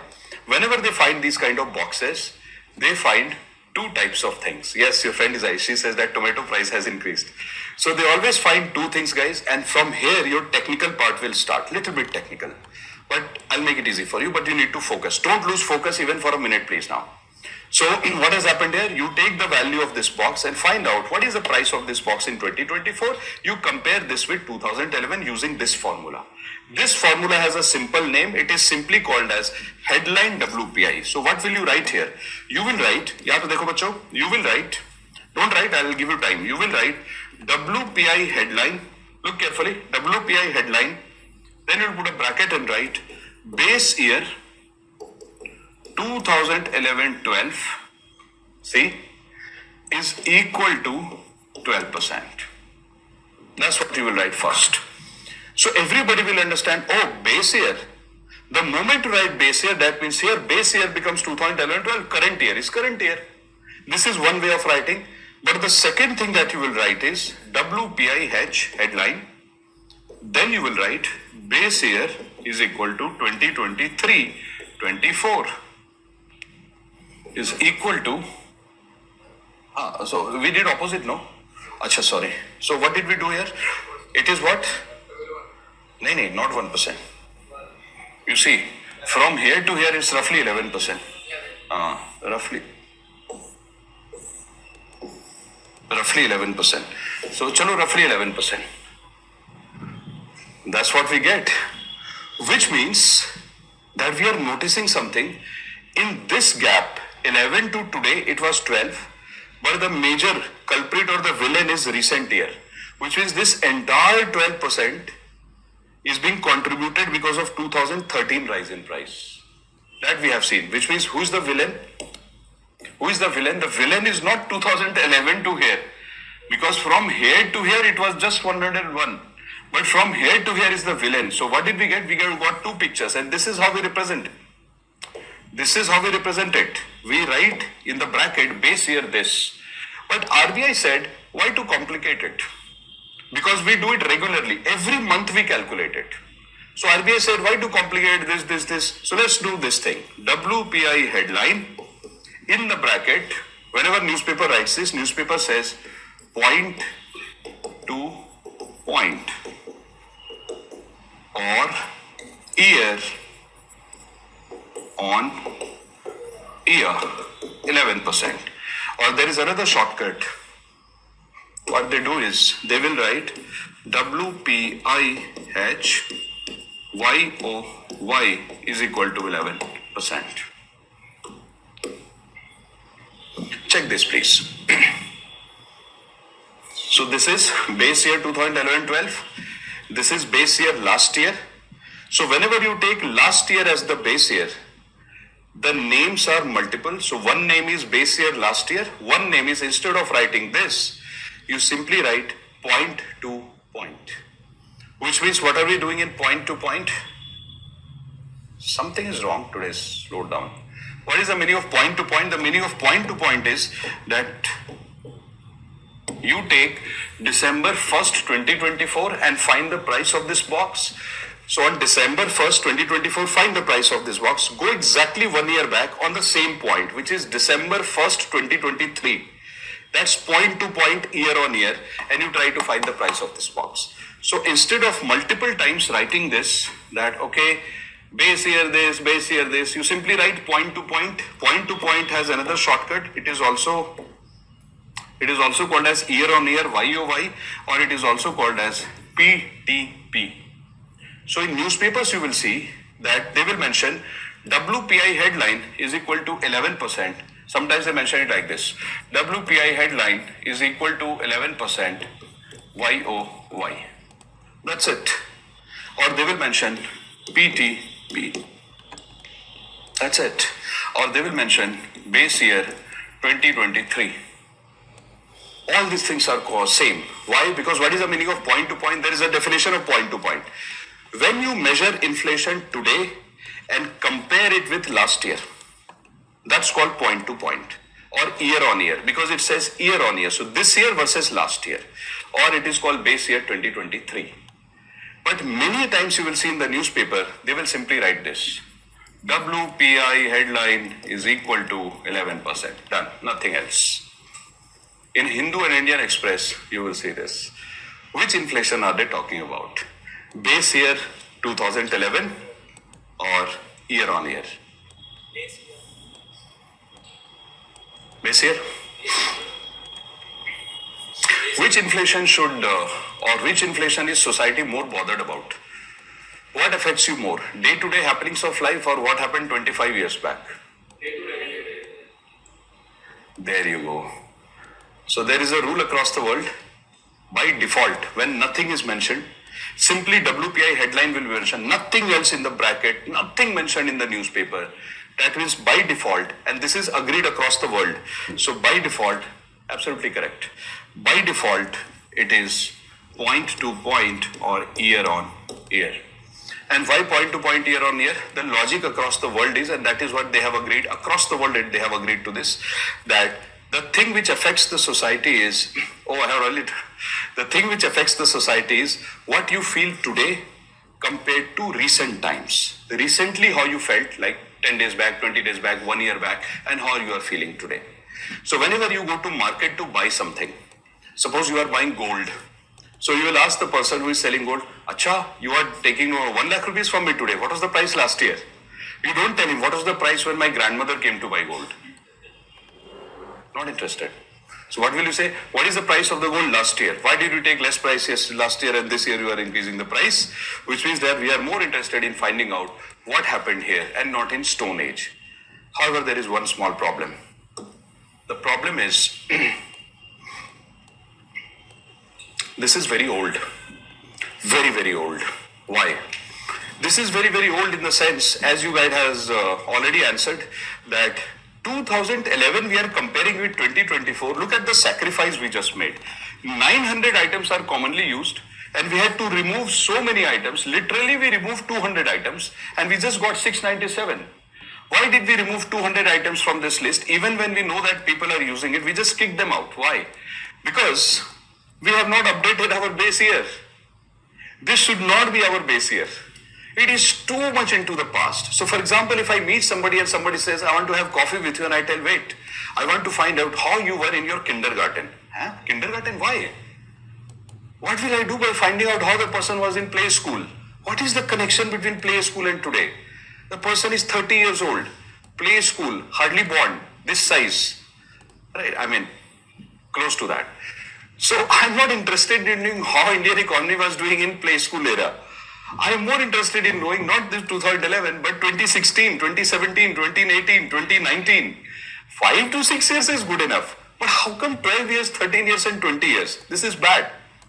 So the government of India said, we will change this because huge sacrifice is, I showed you the sacrifice.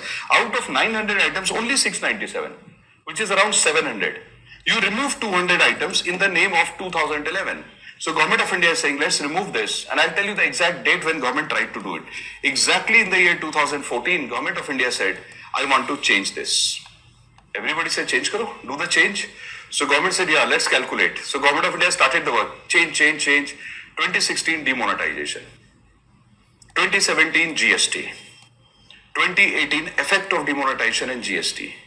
2019 slowdown. 2020 COVID. 2021 COVID. 2022 post-COVID. 2023 global scenario.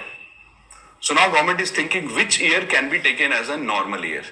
Because how can you compare India's performance today with a disturbed year?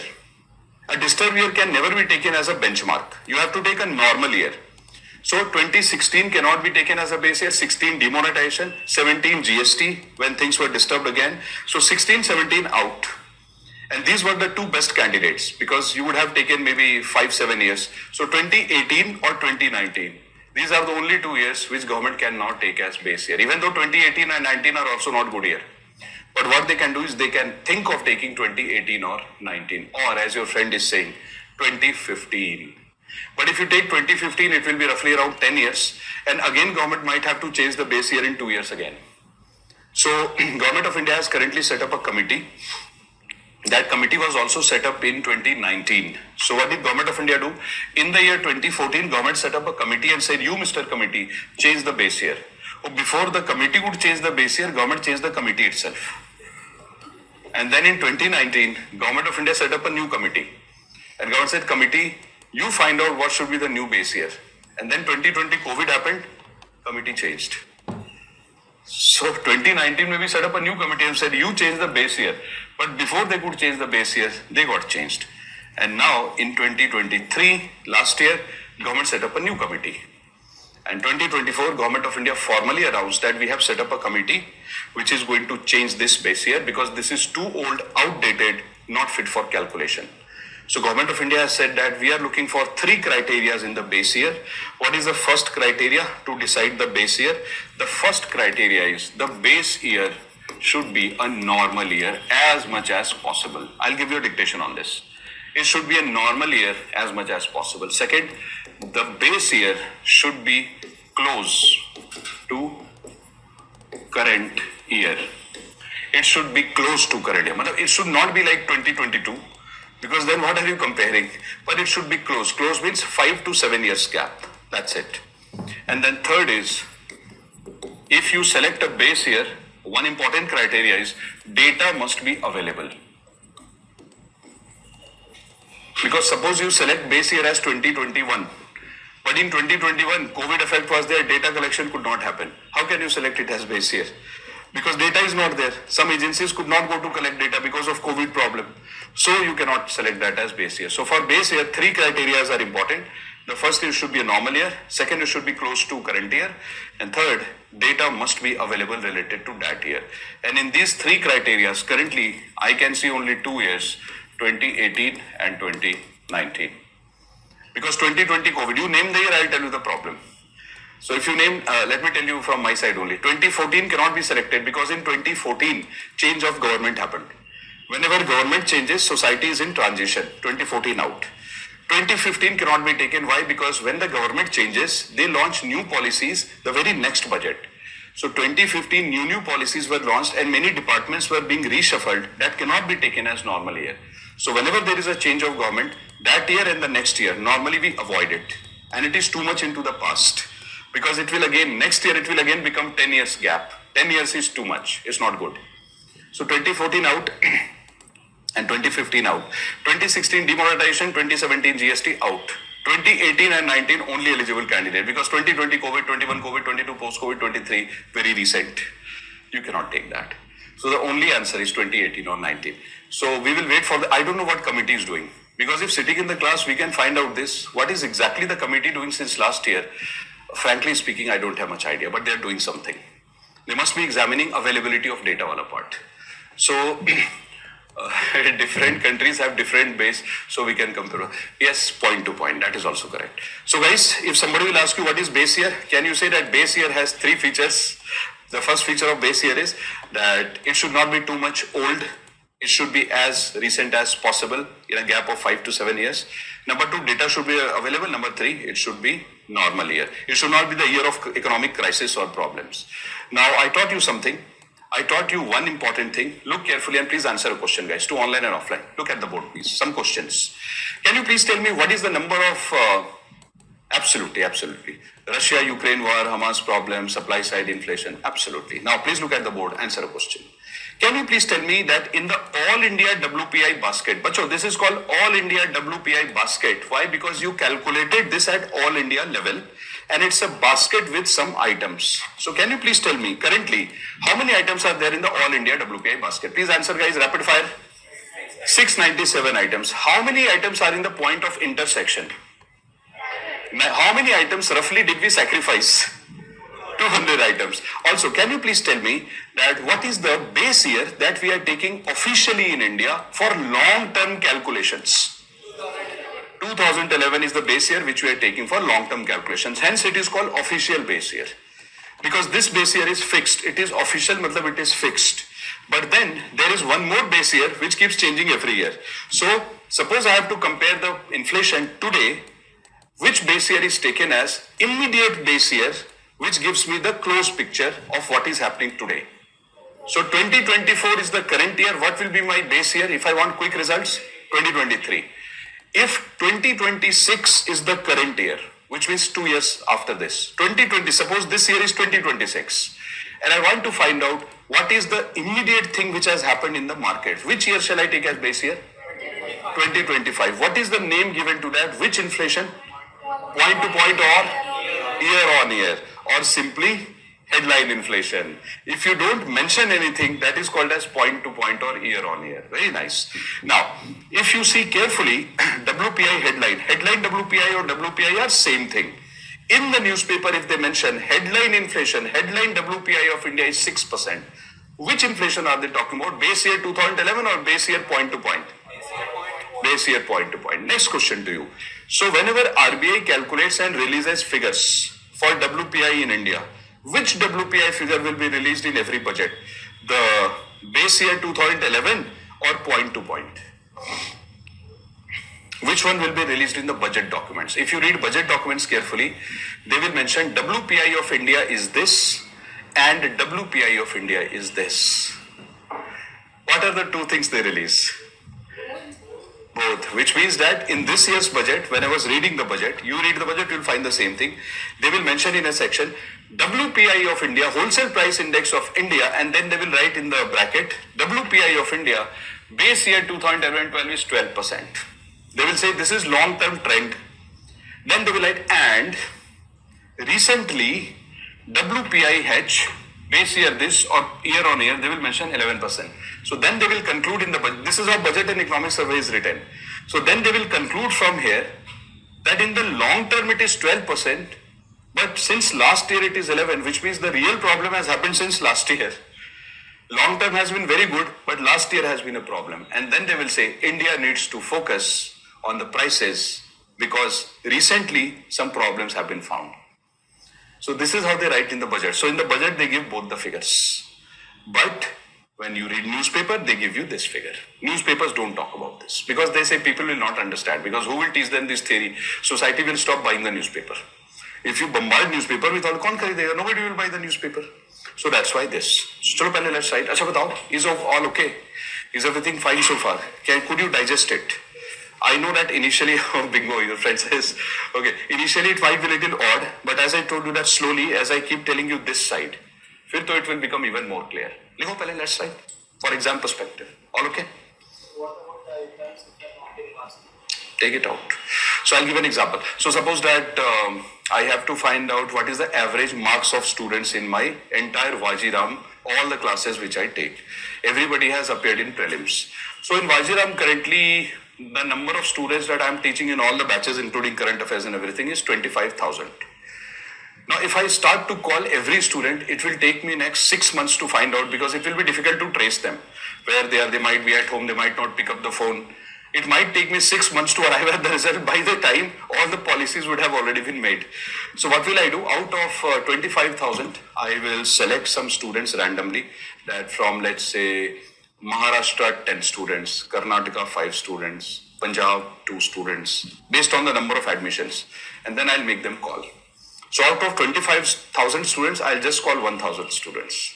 And I'll select the data, I'll find the average. It has been found in statistics and mathematics. After this, don't get into this. It will help you to understand the logic. In mathematics and statistics, when you use iterations and when you use supercomputers, you put the data, you find out that whenever you calculate average of 25,000 students, average marks of 25,000 students, it is very close to the average marks of 30 students. This supercomputer will tell you. So that's why when you study statistics and mathematics, they say that when you take a sample of just 30, only 30 or 35, the answer that you get in terms of average is almost 99.99% close to the entire population. So what the people do in the field of policy making is they say, why to spend so much of money and time? Because I told you, if you get the result of inflation calculation in every 6 months gap, it is useless. So what they do is they say that, okay, let us make some calculation based on some sample, easy calculation, and whatever answer we get, we use it. Same with number of items. If you take all the number of items, there are many items for which you will never get an answer. So what they do is they try to find out that by asking question to society, that if you are buying one car in 20 years, I'm not bothered. Because my base year is not 20 years. So the government of India says that inflation is a day-to-day phenomenon. So I should be bothered about what is the change in price of those items which affects you normally.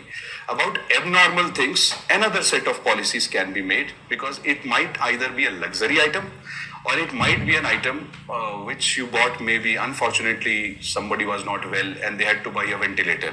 You don't buy it every day. So either it would be a luxury or something which is very bizarre. So government says I should not be calculating those prices.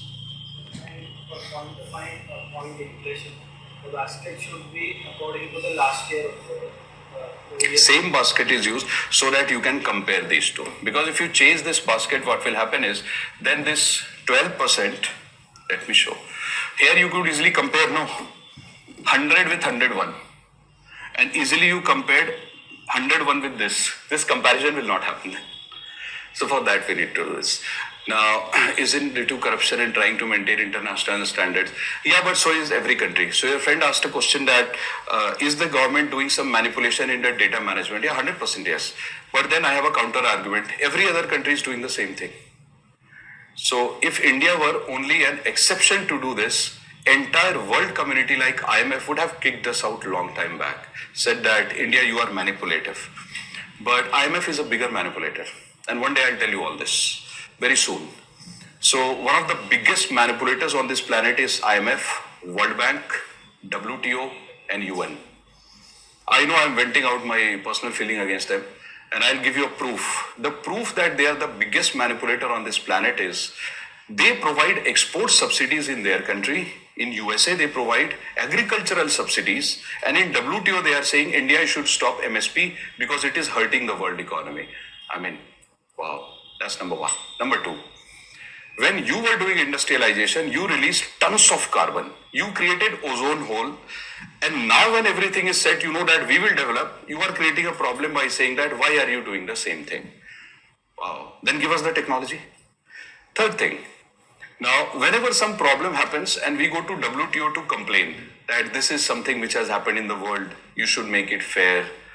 What does the developed country do? The G7 countries, they behave as if they are a closed group and they start to act together. And they will either create, Five Eyes, G7 and all this, and they will create a lobby. And then as a lobby, they talk to you. Fourth thing, whenever they give you money, there is always a condition that if World Bank is giving you money or IMF is giving you money for development of roads, a list of companies is sent to India that from this company, you should do the road construction. Why? Where is sovereignty? Where is democracy? And if you tell them that, no, I won't do this, money will not be sent to you. Openly, they will not send you the money. Worst thing. I remember that it was year 2015. Government of India made a request to World Bank that can you release funds? We have to construct a road between Assam and Arunachal. 40,000 crore was the cost of the road. Immediately, World Bank said not possible. Can you understand why? World Bank was speaking the language of some country, China. Immediately they denied. And within a month, they released 20,000 crore and they said, why don't you construct the same road in Maharashtra and Karnataka? 20,000 crore, no problem. Why? Because China does not have a problem there. Right? So that's also one of the problems. Now, whenever we try to do environmental impact assessment, whenever World Bank gives the money, they say that, why are you delaying it? Complete the environmental impact assessment in 3 days. Who wrote this? A World Bank economist. On record, he has written a research paper and World Bank kicked him out. That why did you write all these things? So what did India and China do? They created parallel institutions like New Development Bank, AIIB, all these things have been created, right? So why these parallel institutions have been created? Because of these activities by World Bank, IMF, etc.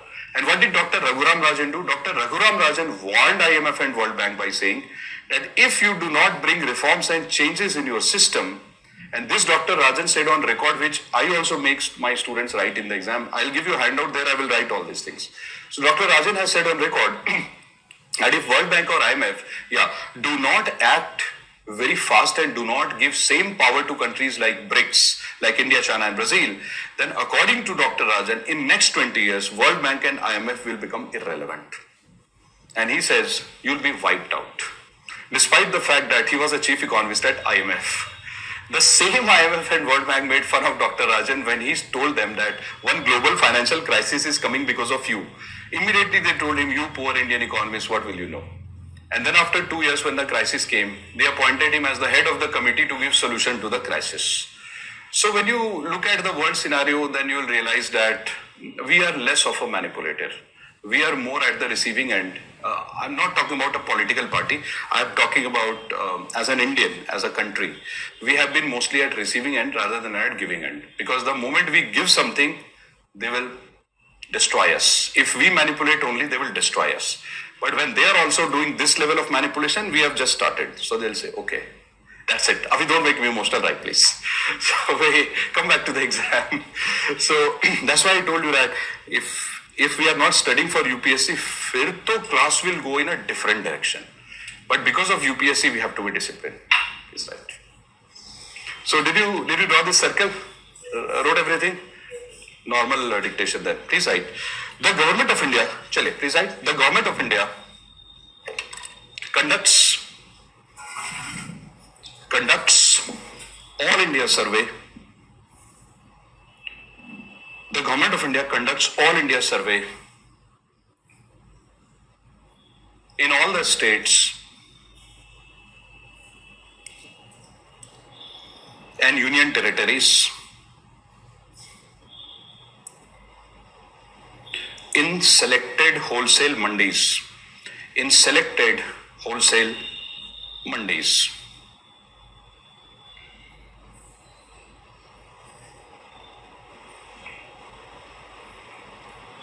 The list of most commonly traded commodities, most commonly traded means bought and sold. The list of most commonly traded commodities are compiled.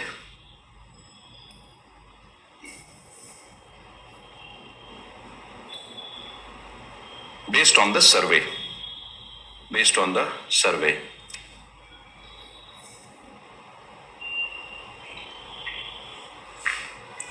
Stop. Change the paragraph.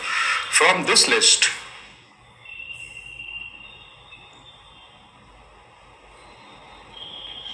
another list of items is created.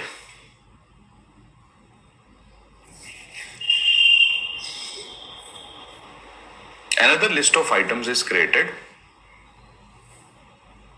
called as All India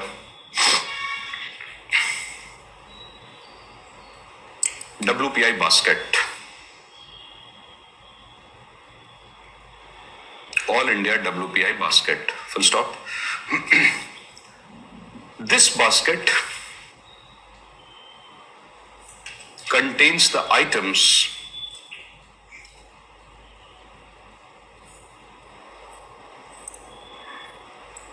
which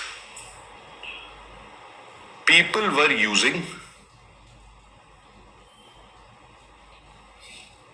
in the base year, in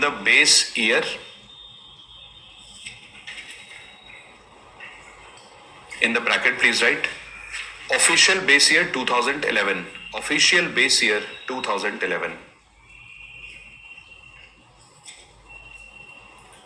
Close the bracket. And it is also being consumed. It is also being consumed in the current year. It is also being consumed in the current year.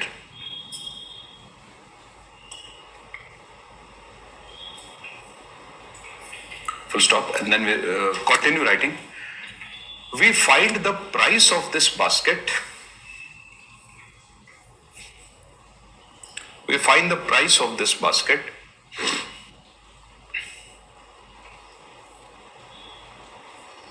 in the base year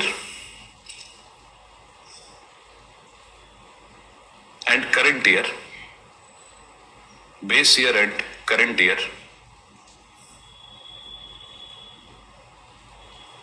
And calculate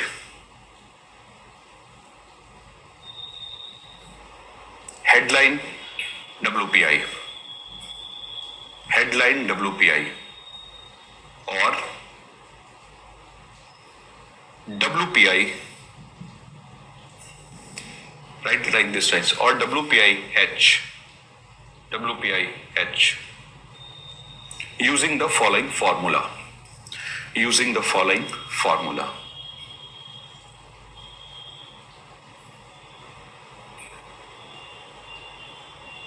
Now please write the formula. Headline WPI or WPIH is equal to, write this formula please. Headline WPIH is equal to, you know, some professors are so awesome now that in the class when we used to study all this, they used to tell us these small things also. Why headline? Headline would be all the responses have been covered, etc. Because mostly people don't tell these things. They have big egos. Why will they tell this? But I was lucky that they used to teach us these small things also. That okay, why headline? Why core? What is the difference? Amazing people are there. So headline WPI or WPI is equal to current year price minus base year price upon base year price into 100. Current year price minus base year price upon base year price into 100. And as I gave you a promise that whatever I know in inflation from UPSC perspective, I promise you that before the lecture ends, you will get all that information. The only thing that you will have to do at home is two things. One, at bedtime you revise every day. That's my request, without fail. And number two, when I conduct the MCQ session with you for this topic, come what may, you attend it. And in the MCQ session, first few questions, maybe a dozen, something like this, I will train you by discussing. We'll have one-on-one discussion. I'll ask you a question. We will discuss. You tell me answer. I will tell you answer. That will be like a training session. But the remaining MCQs will be in the form of a test, which you will have to appear on the same day. So let's see when we are able to complete either tomorrow or next class, but we will do this within 2 classes. Because if I postpone this, what will happen is that you will forget the theory and the training won't be complete. So that's why the process we are following is that whenever we complete a topic, we close it properly in the form of MCQs, mains, etc. So that's how we do it. Now, let's come back. So did you write this formula, guys? Now the main important part which you have to write in your UPSC, if they ask you the question, discuss the calculation of WPI. This part is a must which we are going to write now. So please write, WPI is calculated in India, change the paragraph. WPI is calculated in India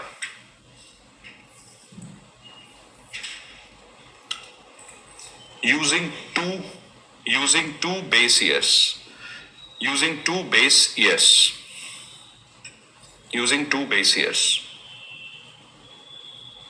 And number one, official base year, which is 2011-12. 2011-12. And number two, the previous year as the base year. Previous year as the base year. Previous year as the base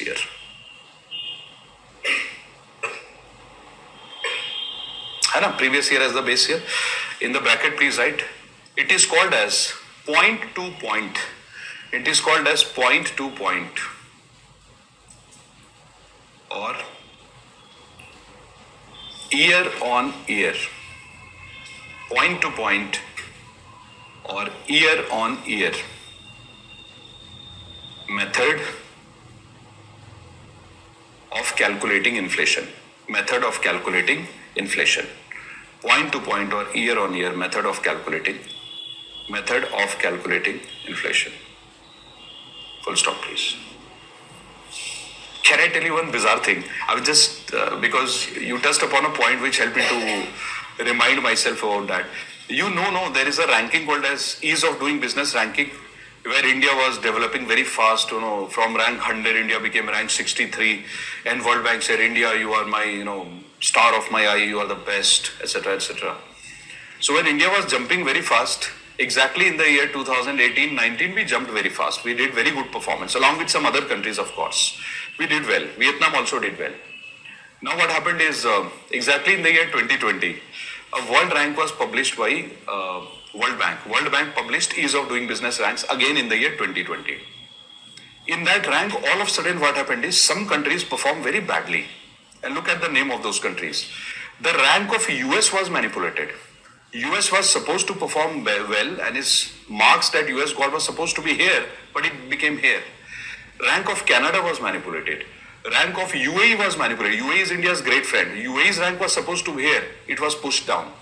Somebody doubted. They said something is wrong. How is it possible that all these great countries who are doing really well, their ranks are down?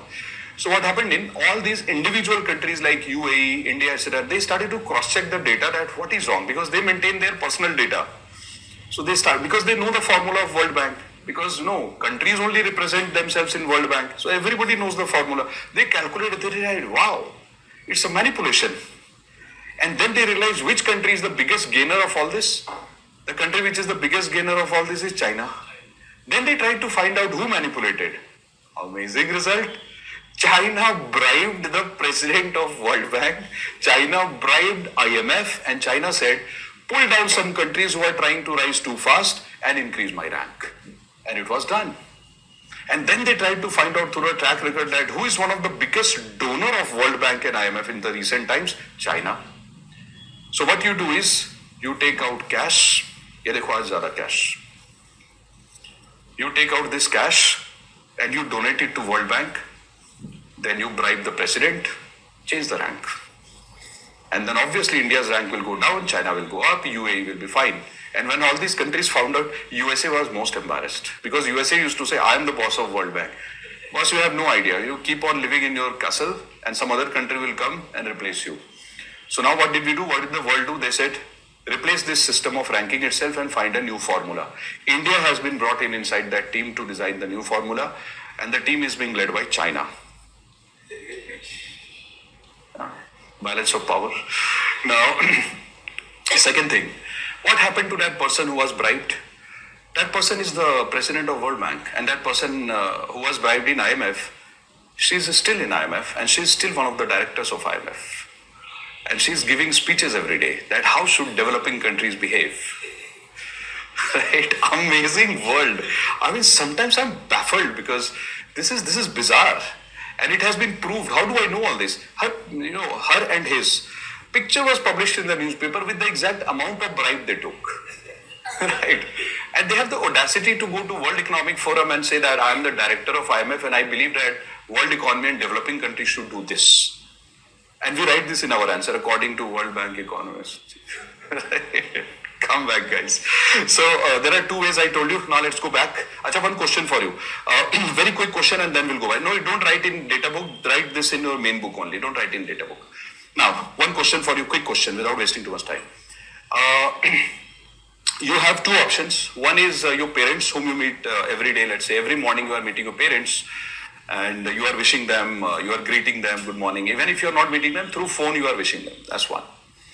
Now whenever you wish them, greet them, talk to them, you listen to their tone. That what is their tone? If their tone is very happy, if their face is very happy, your day brightens up. You feel wow, parents are happy. If you see that there is some facial expression or there is a problem in the tone of your parents, they sound little sad, etc., the whole day is gone because whole day you feel that why, wish I could help my parents, wish I could make them happy. This feeling will come. You are innocent kids, this will happen to you. I know this might be happening already. Whenever you see parents are worried, you get doubly worried. Parents are this happy, you become this happy. So this all happens. But if I ask you a question that suppose you see your neighbor every morning on the next building, and you see that your neighbor has smiled this much, will you smile this much? And say, no, neighbor is very important. Will you smile and say, yes, my neighbor has smiled this much, my day is brightened. Or if your neighbor is little sad, I say, thoda little sad, your neighbor is talking to somebody on phone and your neighbor is constantly, don't do this, etc., etc. And you are saying, my neighbor is not happy over phone. So what will you feel? You will feel heartbroken and you will not come in the class. Ketan?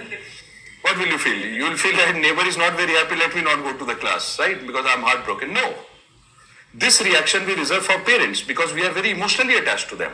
So if you are very emotionally attached to somebody, that person creates a big impact over you. If you are emotionally attached to your parents, the moment they smile this much, your day brightens. You feel, wow, I have won the world.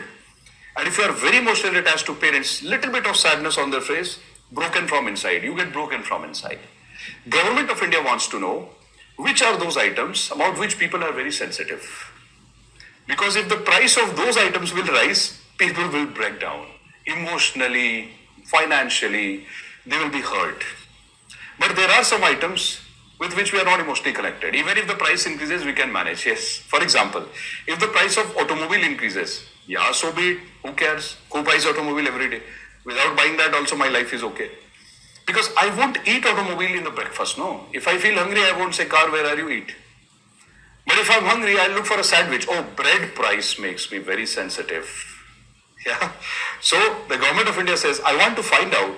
ये देख लो, your online friend is saying, sir, momos price makes me very sensitive. Very innocent friend. Tandoori momos? Yes. Bingo, bro code. Right.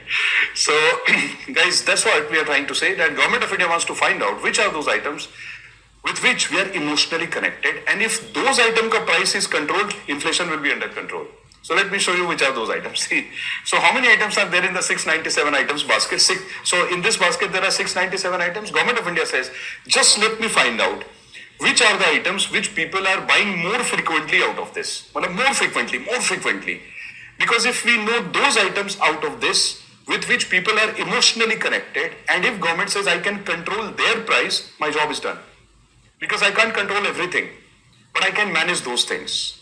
So, what does the government of India do? Government of India says, let's go and check this list of 697 items. See, 1, 2, 3, 697. Government of India starts to count. Item number 1, 2, 3, 4, 697. Then Government of India says, from this list, let me find out which are the items which people are using in raw form. Fruits, vegetable, rice, wheat, cereals, iron ore, aluminum ore, copper ore, raw items, primary items. So Government of India actually counted those items which are primary in nature. How many out of this 697 items are primary in nature? So out of this, 22% items are primary in nature. To be precise, 22.6. This I will give you in your handout. But in the class, I have removed the decimal so that you can memorize this easily with me. But the real figure is 22.6.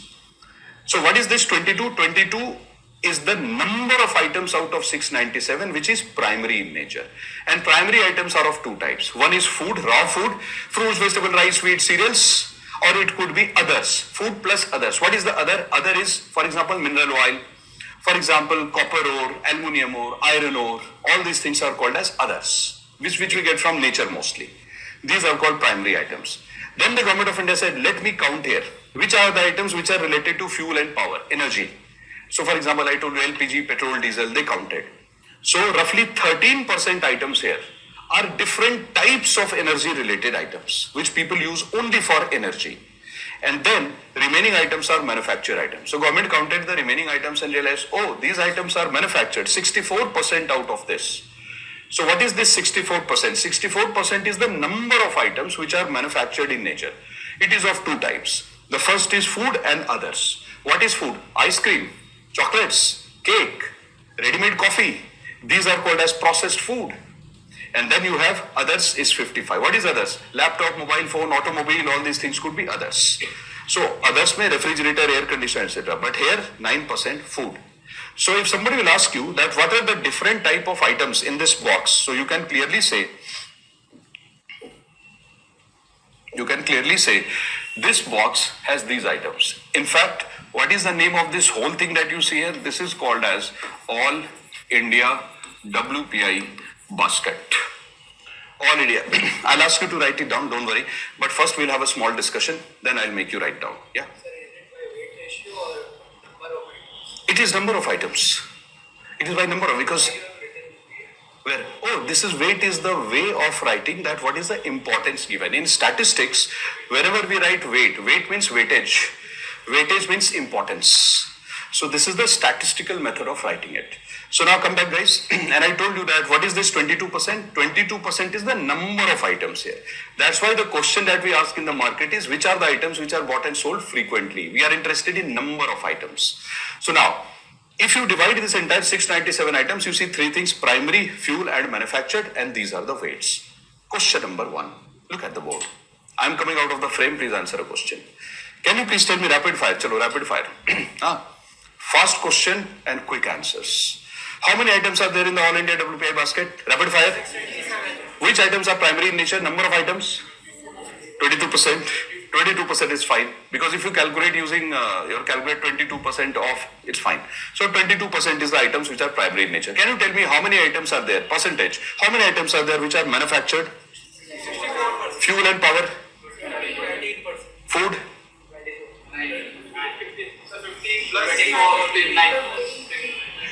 Brilliant answer. Food is 15 plus 9. Superb. That was the trick, and that's why I made this table for you. There is a reason we made this table for you. And this has been UPSC question in the prelim so many times. So if somebody will ask you what is the weight of food, never say 15. It is 15 plus 9, 24. Rapid fire again. Can you please tell me what is the weight of fuel and power? Fuel and power. Weight. Guys, fuel and power. Okay. I just added the word power because from fuel you get power. Okay, again, rapid fire. I'll make you write all this, don't worry. This is all prelims. So again, let's do the rapid fire again. Can you please tell me what is the weight of primary food items? Secondary food items? Manufactured food items? Raw food items? Total food items? Manufactured items? Manufactured items? Primary items? Services? Services. What is your friend saying? She says, sir, I can't see services. Because there is no service. So what is the weight of services here? Weight of services? Weight of services? To my online friends, weight of services guys. So, weight of services? If you add everything, it will be 100 because the real thing, this 0.6, it is 0.2, it is 0.2. So it's actually 22.6 is 13.2, 64.2. If you add, it becomes 100%. So what is the weight of services? Weight of services? You have to give the answer quickly. Weight of services? Weight of services? Weight of services? How many chapters in history do I teach you? No, I don't teach history. 0 is a number. So I don't teach history. So how many chapters do I teach in history? I don't teach. None. 0 is a number. Right. So which means we will not say 0, we'll say not included. When I teach you GST in the class, you will realize that in GST there is a category which is called 0% tax. I'll teach you all that. And in GST there is a category which is called as not included in GST. If something is not included in GST, for example, let's say alcohol, petrol and diesel, electricity, not included in GST would mean that if Government of India wants to include it in future, they have to present a bill in the parliament. That bill will become an act, then that item will be included. But if something is 0% today, they simply need to make an amendment and say that this 0% is being increased to 5%. That's it, done. So if something is 0%, that means it's already included. You just have to amend and say 0 will become 5. But if something is not included, that means you have to present a bill and then that has to become an act and then has to get the sign of the president. Then you can include. So 0% and not included are not same. Another example. So guys, if I show you this, quickly, I want to show you this last part. Look at the board, please. Remember, we did a very childish kind of game where I asked you some questions. Rice, wheat, cereal, shoes, vegetable, textile, AC, refrigerator. So let's do that game again for just 30 seconds and let's see what we arrive at. Quickly, please tell me if these items are present in wholesale mandis or not. Question number 1. Rice, yes. Wheat, cereals, yes. Fruits, vegetable, iron ore, copper ore, milk, yes. Chocolate, textile, doctors. No. There you go. Services. Have you ever heard that there is a mandi where doctors are present? So for example, let's say that my throat is not working that well, so I'll tell you guys that, kids, today after taking your class, I will go to a doctor mandi and I will hire 50 doctors and say, doctors, come in my truck. Let's go home. Yay. 50 doctors treating my throat. You know what will happen to my throat? So similarly, have you ever heard there is a mandi where, chartered accountants will be there. CA Mandi. It doesn't happen. Don't imagine all this. She's imagining all this. That's why she's laughing. Don't imagine all this. Sugandhi, you are also imagining. Your friend was looking at the terrace. Yes, CA Mandi. I have seen it. No, it's a company. It's not a Mandi. Here you go. Your friend Maras is saying, sir, CA firm is a Mandi. It's not a Mandi. So, guys, that's why we will write that services not included. Okay, now, one or two questions and then over. So, no, Practo is an aggregator. That's not a mandi. Amazon is not a mandi. Right? They are called aggregators because they give a platform. That's it. Platform is never a mandi. Mandi will be a system where there will be a license, where there will be rules and regulations of the mandi. So there is something called aggregator. These e-commerce are aggregators. They aggregate. There's a different definition. And Government of India gave a different definition in the year 2018. Government said e-commerce are aggregators, not mandis. Here, please. Please answer some question. Fatafat. Then we'll write all this. Now, can you please tell me the name of the item group with the highest weight? Manufactured. Name of the item with the lowest weight? Brilliant. Can you please tell me the weight of manufactured non-food items? 55. Weight of manufactured non-food items, 55. Up to you have become pro. Very nice. So now I want to ask you a final question, that if you are the government of India, and if WPI contains all this, wholesale price index, if WPI of India is 12%, you get this information, WPI 12%. What will be your immediate reaction if you are the government of India? First to stabilize which price?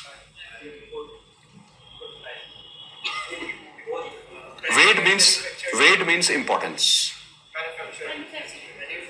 Manufactured. The reason being everything is important, but I told you respect people's answer. Don't change people's answer. So yeah, this one, your primary is your neighbor. In wholesale market, this is like your neighbor. Your neighbor is happy or sad. Yeah, important. But this is more important. Because people set this. It's not a formula. It's people's answer. You cannot change people's answer.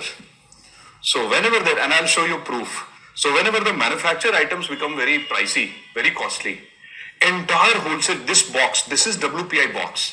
Inside it, there is pen. If the price of pen rises, people say, pen ka price has increased, jump the price, jump WPI. So whenever WPI jumps very fast, like 12%, 15%, 20%, government understands, okay, don't jump, I know what is happening. Manufactured is becoming more costly. Because the moment manufactured price will rise, this will jump. If food price will rise, it will jump like this. Manufactured, jump. So, let me show you a picture. Check. Yes. So, yes, correct. It's like parents. Manufacturers are like parents. Don't tell it to your parents, you are manufactured items. ये देख लो. आपका पता, you are innocent kids. You might say these things. That in my list, you are manufactured. My neighbor is primary. Have a look at this, please. Because according to us, primary means secondary important. But if you tell parents that neighbor is primary, they will misinterpret it. Very nice. Now see this, guys. ये देखो January 2021, 2022, 2023 current affairs. Now see how easy you will play with these concepts and you will feel so empowered once you understand and interpret. See, this is January 2021, which would mean very close to COVID. COVID second wave, Omicron. At that time, what would happen? Your WPI is rising like, ये देखो WPI, jump. WPI, jump. Now what happened again? थोड़ा सा control, but it is jumping. And then WPI, boom, down. In 2023, down. Let's check what actually happened. Primary items, yes, becoming costly. Then fuel and power costly. Wow. Manufacture, look at the year. So when your manufactured items is this, look at your WPI. Boom. That's what exactly happened. Now, next year, this is costly. Primary items costly. Secondary items costly. Manufactured down. Wow, down. Magical. Despite the fact that these two are high, but since this is down, people react and say, yeah, very nice. Are you seeing this? So little bit of variation is happening here, up, down is happening because of these. But the big variations are happening because of the last one. Manufactured. Now see this. Manufactured this year. See? Down. Now here it is going up. The last one here is going up. Primary is going up. Fuel is going up. Manufacture is down. Overall result down. That's your proof. Which means, no, this is, I told you, by default, it is year on year. Unless I mention 2011, by default, it is year on year. We are calculating year on year. Unless I mention specifically, I have taught you the formula, okay? That whenever I don't mention anything, it's year on year. So what did we just see? Magical. So we just observed that whenever the manufactured prices are up or down, it impacts the overall WPI. That's your proof. And you have to read this and this together. Which means that yes, this affects the price. This also affects. But people are saying, no, according to us in wholesale mandi, this is more important. If people are giving you that answer, people are reacting also. So during COVID, what happened? Which items became very difficult to buy and sell? Mostly manufactured items because factories shut. So when your factories are shut, obviously that will happen. This happens. And the moment the factories were open, because around 2023, 2022, factories started to open all of a sudden. All of a sudden factories opened, production started. And then WPI, boom. That's what we are going to write. So, remember I told you that there is a certain way of studying these things. Unless you go by this process, gradual, slow, non-technical, you have to convert technicalities into non-technical things. You will not be able to interpret all this. Aapko lagega, what is happening? I don't understand. When this price is rising, how is it possible that WPI will fall? Because somebody else is dominating WPI. And that dominant part is manufactured. So if you are the government or the policy maker, the policy that we follow in India is, whenever WPI is high, we check all the three. The first step by government of India is control this. How do you control this? Call the factories and tell them, beta, increase production. Factory says, I can't, I don't have money, government says, PLI. Then factory says, I don't have land, government says, make in India, take the land. Then the factory says, I don't have semiconductor chip, government says, Taiwan sent the semiconductor chip for my factory. That's what we do in India. We take all the steps to make sure that this doesn't, MSME policy, Startup India policy. Why are we doing all that? Just to control this. And then we come to this and this. And then we say, you are also there, I'll take care of you. Are you understanding this problem now? So that's why it has to be studied like this. Come back, please. So now we will write it. Give a title, please. Composition of all India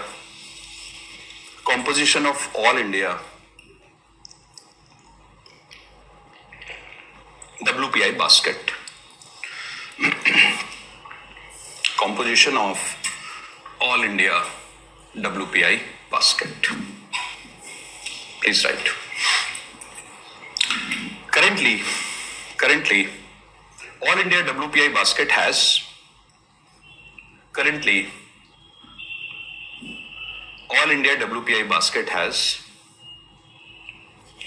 three components. All India WPI basket has three components. Number one, please write. Primary items.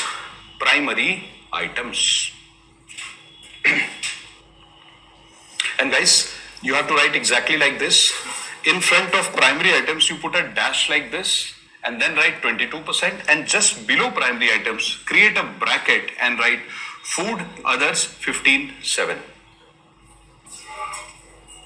This is how you should write in the exam also.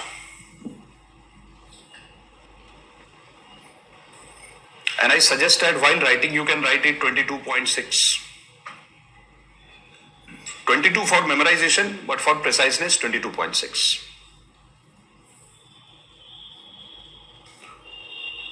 You have to write exactly like this. It helps.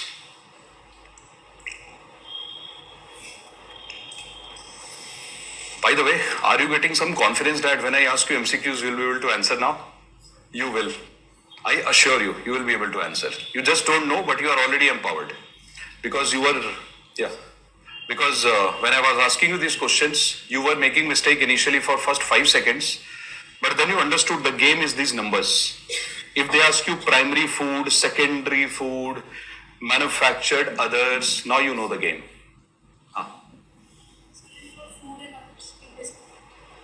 Not required. You can write 15.4, but it's in our handout, I'll give it. Done. Very fast. Seriously, completed? Online? Wow. Very nice. So now please write some facts about, very good, very good. Some facts about All India WPI basket.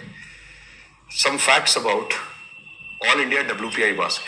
If you are this fast, that means the answer writing sessions that you are doing, it is helping because your speed has increased. Very nice. You'll get more sessions now. Reward. Huh? Facts about All India WPI basket. But I request you guys one thing. Don't take these answer writing sessions as something heavy on your mind because देखो, if you treat it with stress and say that, my God, this is so heavy, but that's UPSC. So if you relax today, what will happen is UPSC will hurt then. So if today you become very comfortable at it's answer writing only, big deal, then UPSC will start to look very easy over you. You will be like, UPSC only, I can do that. Take it very lightly, guys. Because genuinely I want to pass on so many things to you. And if you don't allow me to pass on the things to you, then what will I do by keeping it inside me? So if you treat answer writing with very heavy heart, saying answer writing very heavy, now what will happen is, not today, but looking at you, I'll become conscious. And I'll feel that students are getting hurt, what do I do? I feel so, at times, no, just like parents and guardian, we also feel helpless that I want to teach, but if I feel that you are taking it very heavily, answer writing again, then I will become disheartened. And then you understand the problem that will happen is in the exam.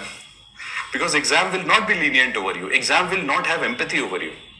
They will be very cruel. So let's behave in a way that, okay, if it's for exam, we'll do it, it's fine. One thing required, we'll do it. Okay? Cool. So, please write fact number 1. Highest weight is equal to manufactured. Highest weight is equal to manufactured item. Highest weight is equal to manufactured item is equal to 64%. Highest weight is equal to manufactured item is equal to 64%. Fine. Number 2, primary food is equal to, right, shortcut. Primary food is equal to 15%. 15%. Next, please write secondary food or manufactured food. Secondary food or manufactured food is equal to 9%. Secondary food or manufactured food is equal to 9%. Next, please write total food is equal to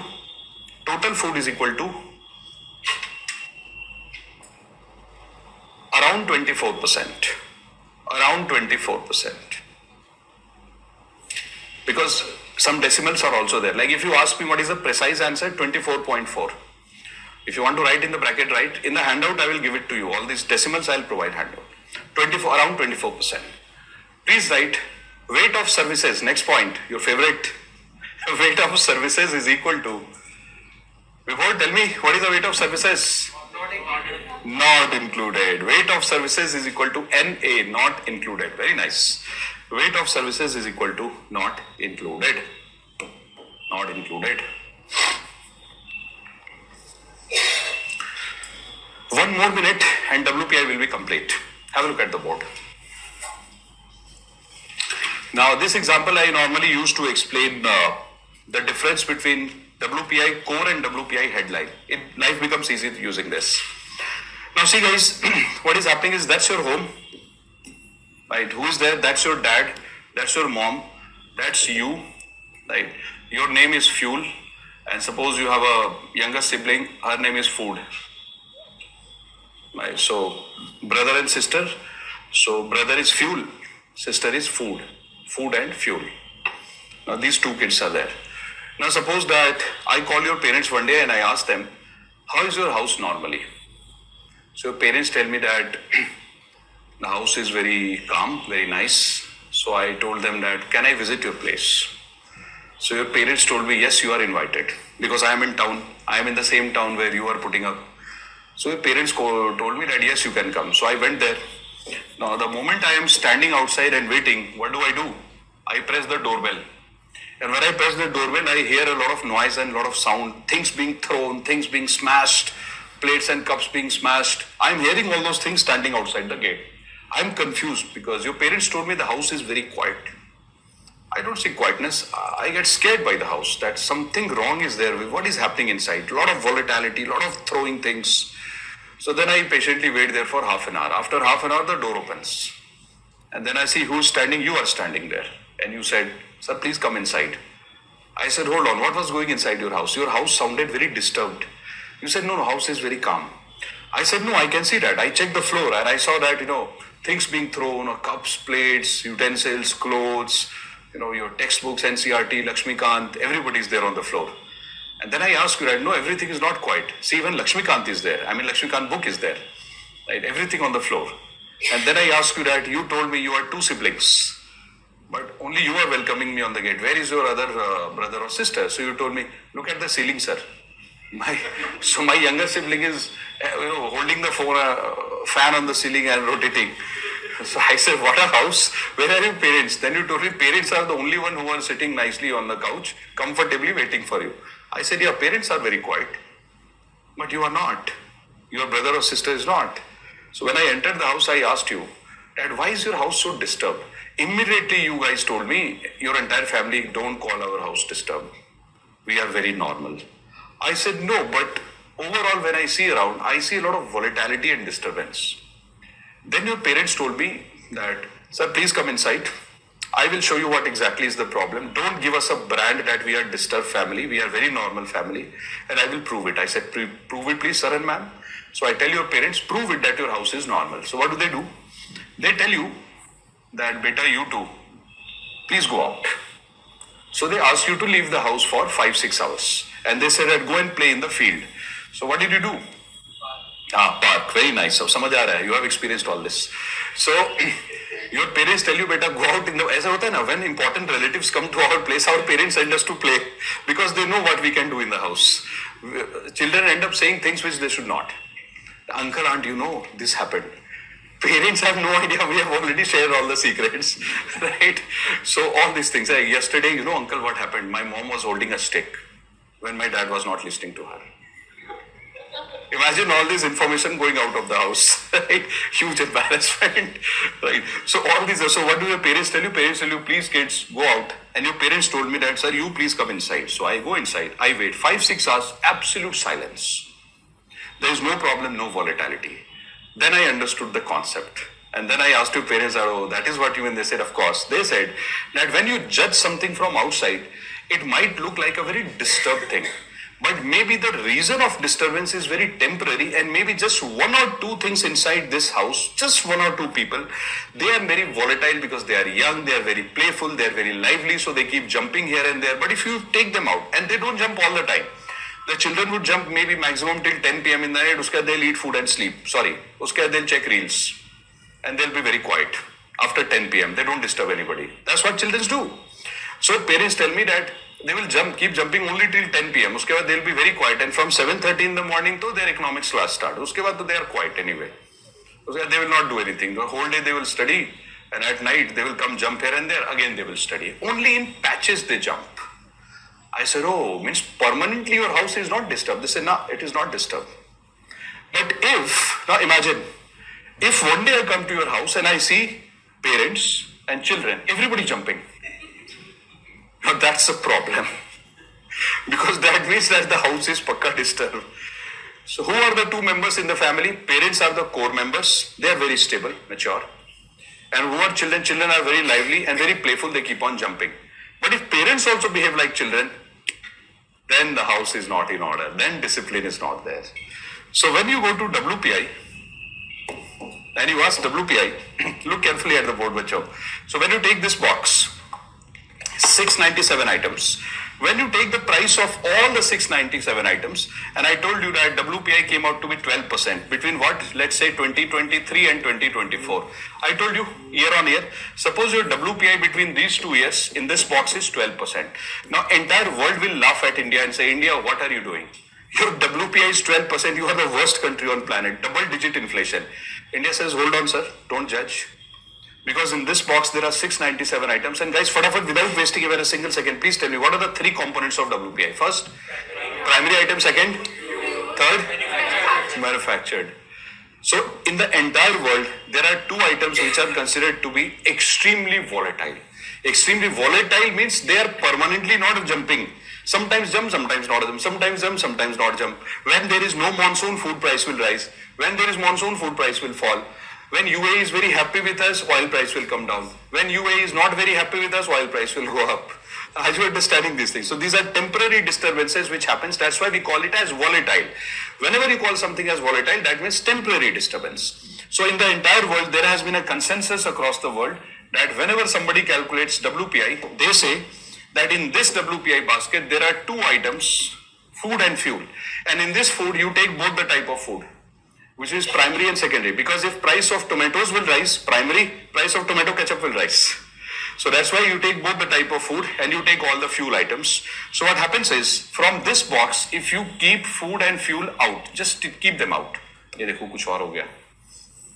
So suppose that you keep them out. They don't want to go out. Now it is out. If you keep them out, then the size of the box has reduced. What are the nature of items here? Mobile phone, laptop, textile. These items don't show volatility. These are called as core items. And these are called as non-core items. So when you take out volatile items, non-core items, only the core items remains.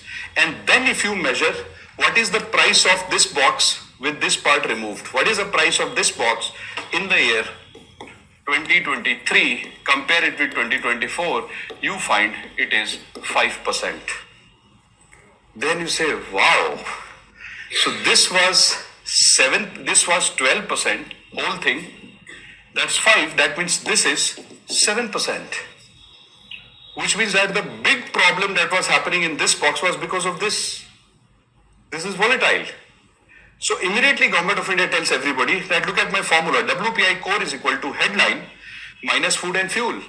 And India tells everyone, don't blame us, this is temporary. It has never happened in the history of this planet that tomato price from 3 rupees, if it has become 300, it has remained 300. It is never the case. It always varies with monsoon, supply side factors, transportation, storage, hoarding, all these factors. And these things can be controlled, these are temporary. So maximum times when you see this type of phenomenon, don't judge the economy. First you find out this. And now when the Government of India finds out this, but suppose the result is slightly different. Suppose this is 2% and this is 10%. Then there is a problem.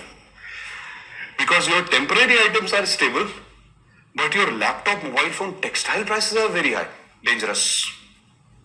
Then the Government of India has to come in action and say, boss, economy is going to collapse. Immediately increase the production, manufactured items. Increase the production, something is going wrong. Because my volatile items are okay, they are behaving nicely. But if children are very quiet, parents are jumping. So now we have to talk to the parents and tell them, why are you behaving like kids? Don't take me literally, please. Right? So, sorry to use the example because odd examples fit in the mind. But please put these things in the class only. Don't take it outside because then there will be a problem. So if it reaches my parents, so I will not get food, lunch and dinner cancelled. So guys, what is happening here? If this is the figure, 10% core items, very dangerous. And when this happens, no core items, then I'll show you the result. Then that's your result. Because here core items became very costly. This is the dangerous thing which happens. So let's come back. Now we have to study this and we have to draw one graph. I'm going to draw one picture. You please complete the picture. Tell me, what will I draw? So if I'm drawing a picture like this, forget about x and y axis. In fact, let me tell you, this is inflation, this is year. Now I want to draw a picture. I'm drawing it like this. This is WPI headline. Where should I draw WPI core? Above it, below it? Below it. Below it. Core. Above it.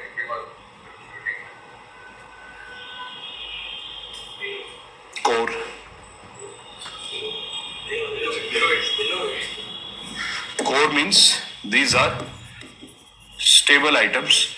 This is volatile items. And this one contains stable plus volatile. So this is 12%. Right? This is 12. this can go as low as near zero. It can never be zero, possibly near. Because it is not possible that price will never change. So suppose it's very low, it's 1%. This one. So what will be core? 11%. This is 12. This is 11. So below it, we can on a more straight line. Absolutely. Very good answer. It is flat. Because normally, देखो, abnormal situation, what can happen, theoretically. On paper, theoretically, what can happen? This can become 0. No change. And then what will happen? This will become 12. So theoretically, these two can become 1. Theoretically. Matlab, your whole thing is WPI, and this has two components, core and non-core. If non-core is 0, this whole thing is 12, then this becomes 12. So then these two lines will be one only, single line. But it's theoretical. It is not possible in practical life to have 0. It is not possible. These are volatile items. It is not possible that every fruit and vegetable price will not change in 1 year. Even one price changes, it will become 0.1. So what will happen is, this, since it contains both core and non-core, it's a bigger basket, 697 items. Of course it will be higher. And since from here you have removed something, it has to be little lower. This is the relationship. So this is WPI core. Now, please write. WPI core versus WPI headline. WPI core versus WPI headline. That's the heading. Correct. Please give a title. WPI core versus WPI headline. WPI core versus WPI headline. Core versus headline. Please underline and please write. You can draw this box. Can you understand what is there in the box? Chalo, let's draw a box. WPI headline, 697 items. Please write core plus non-core. Abhi fine? Write it, please. Done? Very nice.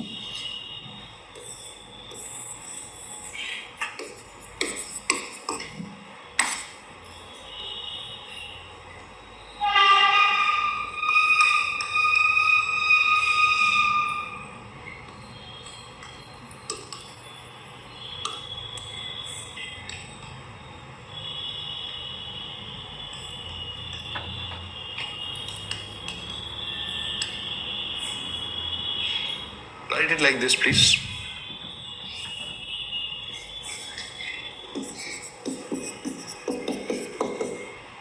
Write the formula.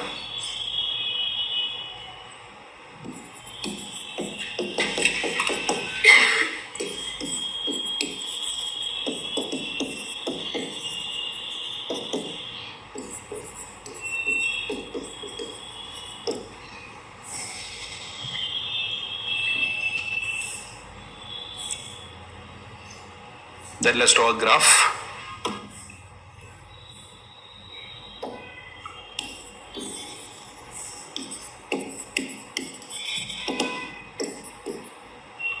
And by the way, whenever you draw graphs, no, you always draw first normal graphs. That what will happen normally. So this will be a normal graph because you are not doing optional. In optional, we'll do 20 cases. In GS, we'll do a normal case. So we'll write like this. WPI H, and here we'll write WPI core. This is normal.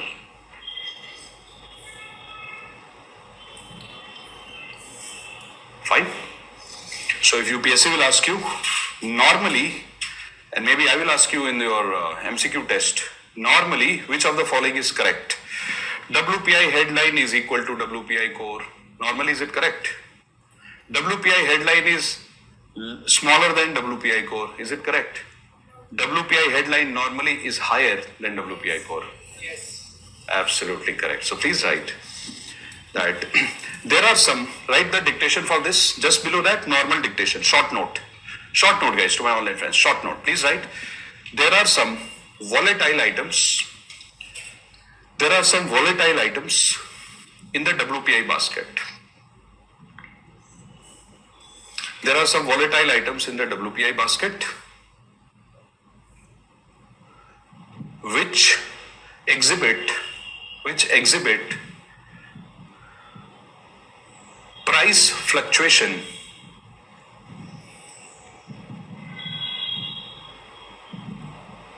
due to seasonality. Seasonality means changing season. In monsoon, some other price, no monsoon, other price. Seasonality, comma, and other domestic and global seasonality and other domestic and global factors. And other domestic and global factors which are not permanent in nature. Which are not permanent in nature.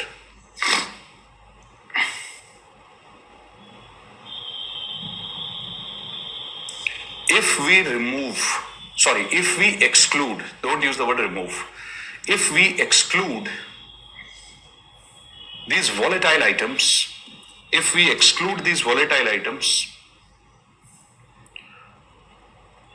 from the headline items,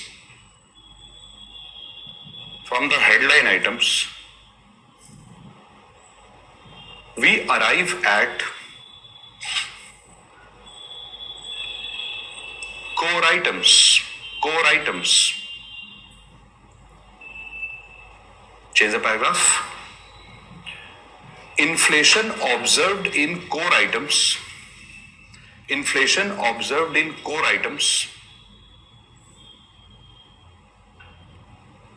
is called as core inflation. Is called as CORE, core inflation.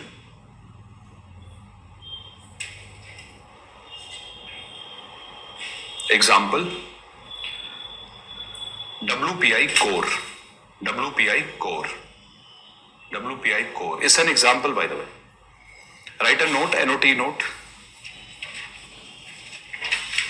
By the way, in the world, no, there are only two examples of core inflation.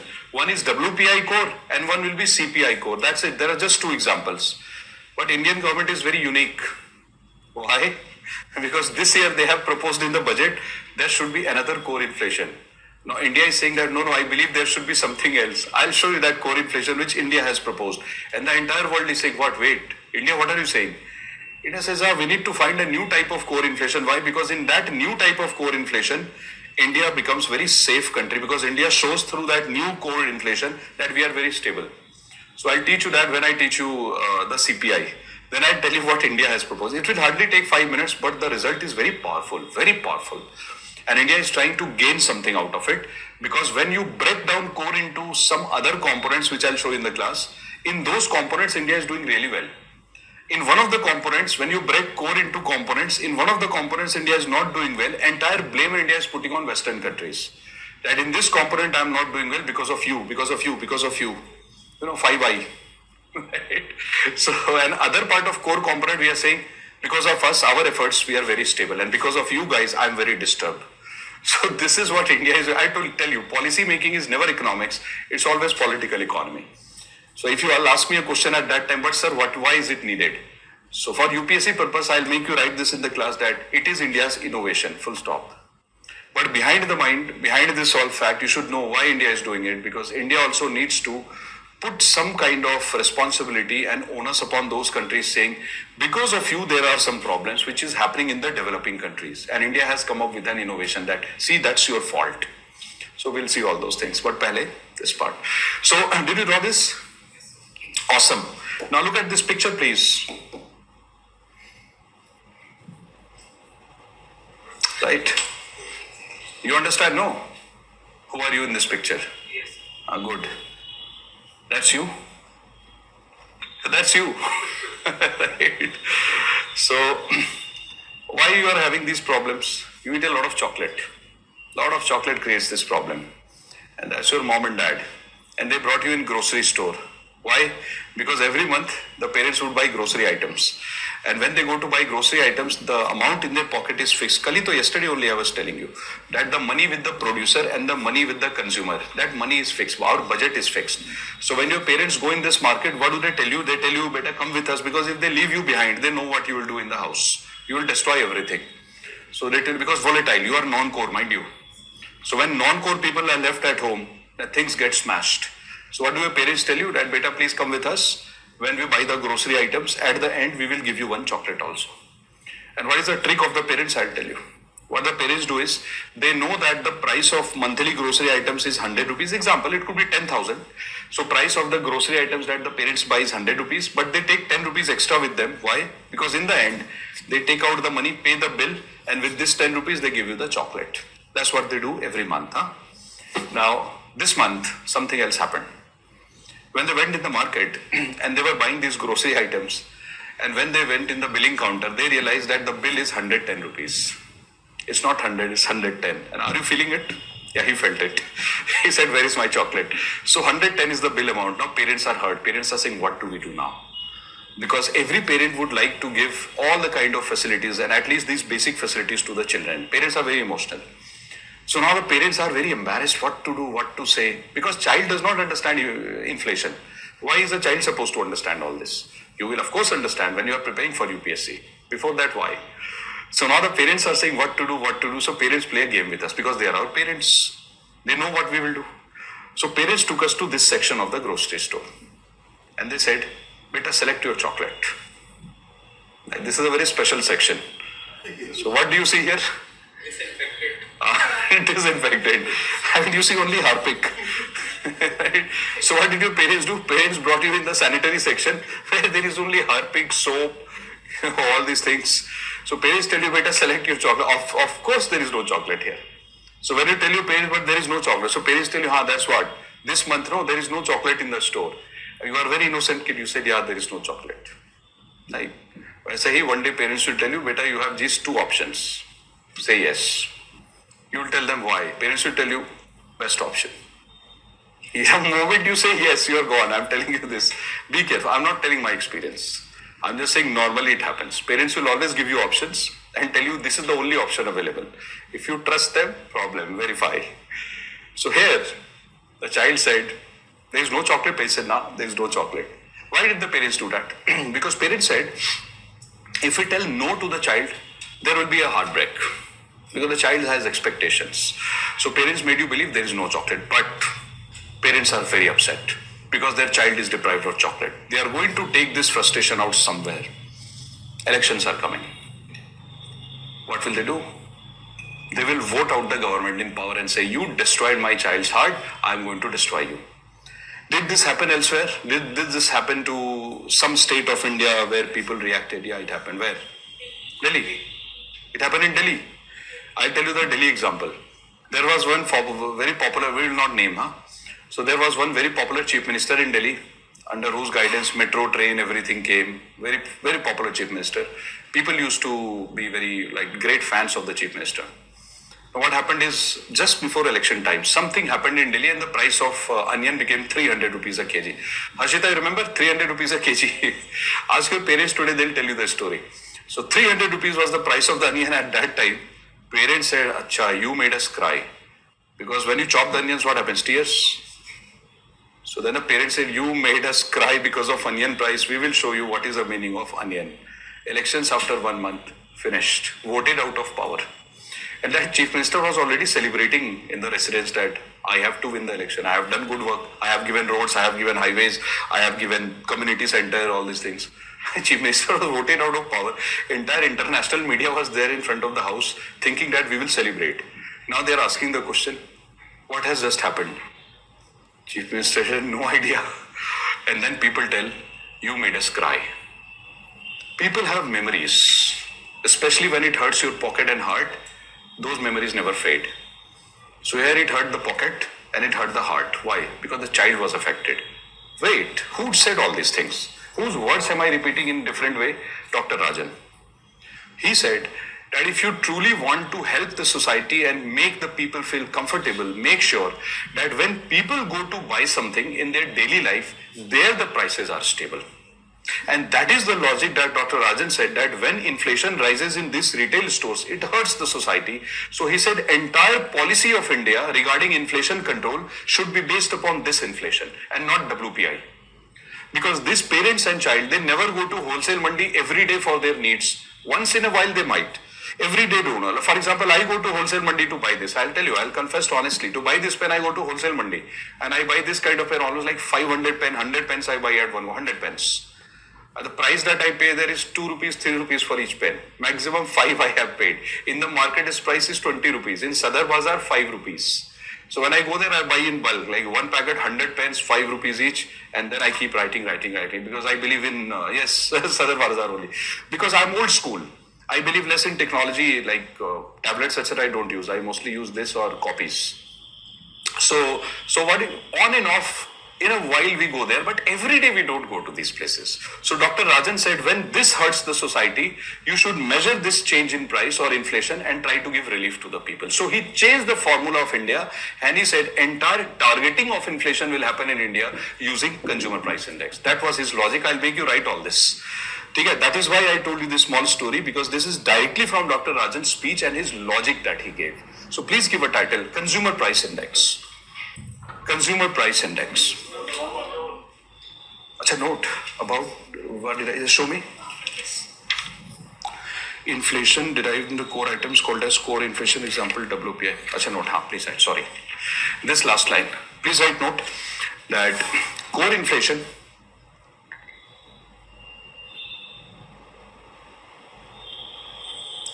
is supposed to be stable, full stop. If it becomes high,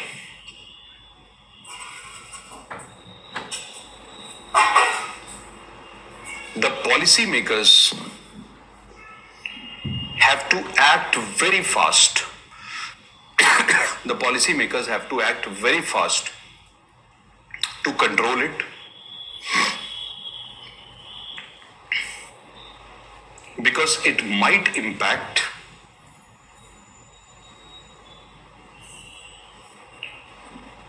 economic stability. Economic stability.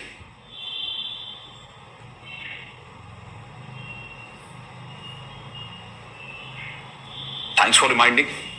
Please put a full stop. Please write Consumer Price Index. Consumer Price Index. Consumer Price Index, CPI. The standard form of this is, the word that we use here is CPI. So please don't use CPI for cost push inflation. Please use CPI for this, okay? Consumer Price Index. ठीक है बच्चों, CPI measures the inflation. CPI measures the inflation at retail level. At retail level, not wholesale, retail level. It is also called as retail inflation. It is also called as retail inflation. It is also called as retail inflation.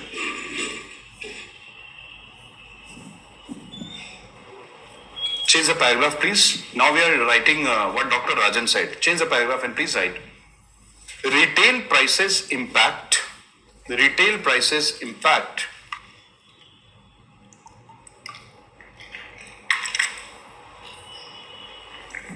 the everyday consumption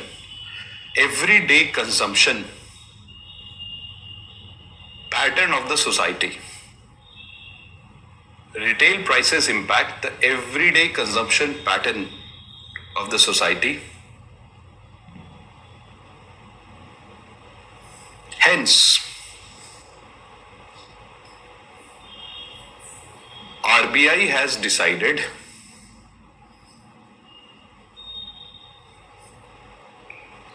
to use it for policy purpose.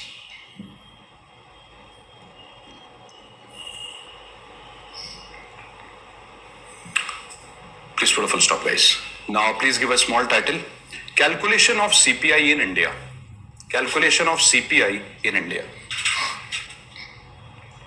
Calculation of CPI in India. Consumer Price Index in India. Dekho, you are super smart kids. Now I'll tell you, because you have understood all the things with so much of calmness. So now I'll tell you the jugaad. Dekho, when you prepare for these competitive exams, we spend so much of time in WPI. Almost literally, we spent almost every minute and second in the class in WPI. Why? Because whatever is there in the CPI is a repetition of WPI. So we understood WPI really well. See, when I show you the picture of CPI, you'll say, it's photocopy. Let me show you that. So to understand CPI will become so easy. Wow, that's CPI. Exact photocopy. So let me tell you in exactly 1 minute which is happening and what is happening in this market exactly in 1 minute. And then you will say, oh, it's just repetition. So dictation will also be a repetition. So I'll just repeat what I said for WPI. It becomes the answer for CPI. See how. So you see, guys, what I told you in WPI was, just try to recall. What I told you in WPI was that Government of India is sending the people, it's people who survey. Government of India is sending them in wholesale mandis of India in various states. Then find out what is the most commonly bought item, sold item, etc. Then put those items in this circle. And then here, whatever be the number of items here, these are the number of items which are present in every wholesale mandi of India. That's wholesale. Let's do it for retail. So for retail, what Government of India does is, Government of India selects a particular state, and this state, Government of India will divide the state into various regions. That okay, North Delhi, South Delhi, East Delhi, West Delhi, Central Delhi. And then Government of India will say that okay, my survey team, please go to East Delhi, please go to North Delhi, Central Delhi, South and West Delhi, and please try to find out which are the most important markets from where people are buying their everyday goods and services.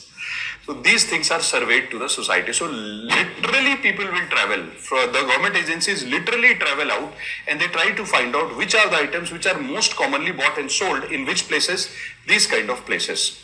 Then they make a list. That list is put in this circle. So for example, in Delhi, they will find out roughly, let's say 3,000 items being bought by society regularly on everyday basis. 3,000. Like if you talk about spices only, there are 200 type of spices which people buy. So if you talk about food items, spices, people travel, they use bus, they use metro, they use so many things. Everything is included here. Wait, what did I say? I said people are buying both goods and services. Of course, yes. Because suppose that I'm not feeling well. What will I buy? First, I'll go to a doctor, one doctor. I'll not go to a mandi of doctor. I'll go to one doctor and I'll say, doctor, can you please help me with treatment? One doctor says, yeah, you have cold. So doctor will prescribe me a medicine, one medicine, Dolo 650.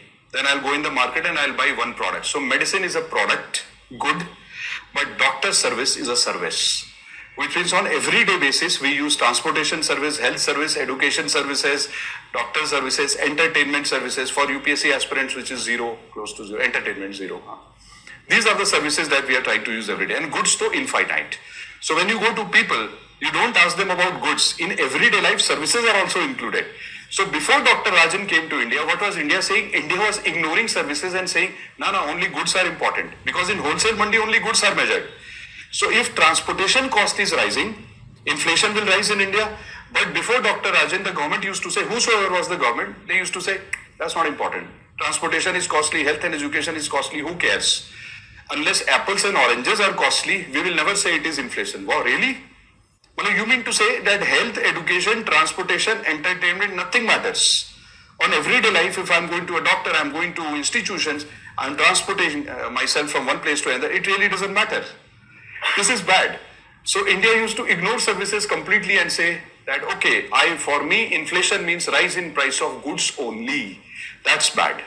So that's why, that's one of the reasons that Dr. Rajan changed the formula and he said, let's go for consumer price index. Now, so what do people ask? So first, the government agencies will go to grocery store and ask the people, hey, what are you buying? Can we know the list? And then they will ask them, are you also using services? Which service? Regularly? So what are the regular service that we use? Like almost regularly and frequently. I'll give an example. Transportation, regular. Health service, almost regular. Then similarly, entertainment services, educational services. These are absolute regular services. You are paying the money, 200 rupees for Netflix, entertainment. Right. So of course we are paying the money for that. So these are the things that is put here. So all these things are a mix of goods plus services. Roughly 3,000 items. Then the government of India comes to Karnataka, then the government of India goes to Maharashtra, government of India goes to various parts of India, then they create this list. Here, suppose the number of items are 700. Goods plus service, this time, goods plus service, 700. Now same story, government of India says, for me it is not important. For me what is important is, out of this, how many items were present in India in my base year, I'll tell you why this base year, and how many items are present today. Same item should be present here. Out of 700, we are interested in knowing those goods and services which were there here as well as here. So out of this, 299 items are such that they were present here as well and here as well. Look how many items we are ignoring there. Out of 700, only 29, not even 300, 299 is the real figure. Which means we just ignored 400 items. Why? Because those 400 items are used today, but it was not available long time back. Like electric vehicles, not available. Electric vehicle, available. It is included. It is not included. It's out. But it should be included. Because currently it is being used. Example, which is anything which is innovative in last 5-10 years which is being used will be excluded. Because you are taking a very old base year. But what is this base year 2012? WPI 11, this 2012. Why? Story time. So what happened is 2010, I'll tell you the real story what happened. 2010, Dr. Raghuram Rajan called Dr. Urijit Patel, very short story. And he told Dr. Patel that, Dr. Patel, in India we need to change the formula of WPI and CPI. Because when Dr. Rajan and Dr. Patel came to India, India was not using 697 items in WPI. We were using 676 items. We did not even include, can you believe it? LED television was not included during their time. Laptop not included. And we were calculating inflation. Mobile phones, smartphones were not included. So they came to India, they said, what are you guys doing in India? In WPI, you are not including smartphones, which is being sold in India. You are not including LED. Everybody is buying LED. Refrigerator not even included. So Dr. Rajan and Dr. Patel said, no, change the formula first. Change the formula, change the basket. So they started the work and they said, create a complete new basket and formula for WPI and CPI. This formula was created. And this formula was accepted. The work started in 2010. It was accepted in 2011. So from 2011, WPI new formula came.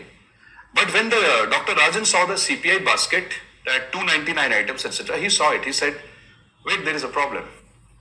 And he pointed this problem out to Dr. Urijit Patel. I'll tell you the problem tomorrow. There is a problem in this basket.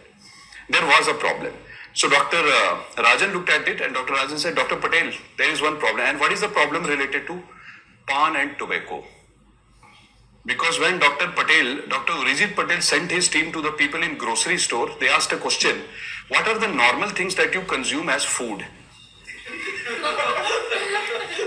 So people of India also gave the answer. They said sandwiches, samosa, noodles, Maggi, pan, tobacco, and some other drinks. And what did the people who were doing survey? They were told that whatever people say, you should write it. Without applying mind. What they do? They wrote normal food of India. Pan, tobacco, sandwiches, Maggi, coffee and tea. They added everything. They said, Dr. Rajan and Dr. Patel, this is the normal food of India. They did not even check it. They said, normal food of India, this is the expenditure. So everything was there. When Dr. Rajan looked at it, you understand, Dr. Rajan is different. He looked at it, he said, normal food of India. He said, remove it and create a new category called as pan tobacco. So when did he look at it? 2011. So he said, change it. It took 1 year to recalculate. That's why the base year became 2012. That's the story. So hence there was a problem. So these things also, there are funny things which happens. And what did UPSC do? Exactly from the year 2013, for next 3 years, UPSC asked a question, what is the importance of pan and tobacco in CPI? Every year they were asked. But UPSC just waiting for that opportunity to ask their favorite question of mass consumption. So that what is the pattern of consumption of pan tobacco? Every year, pan tobacco, pan tobacco, pan tobacco. Right? Somebody in UPSC was obsessed.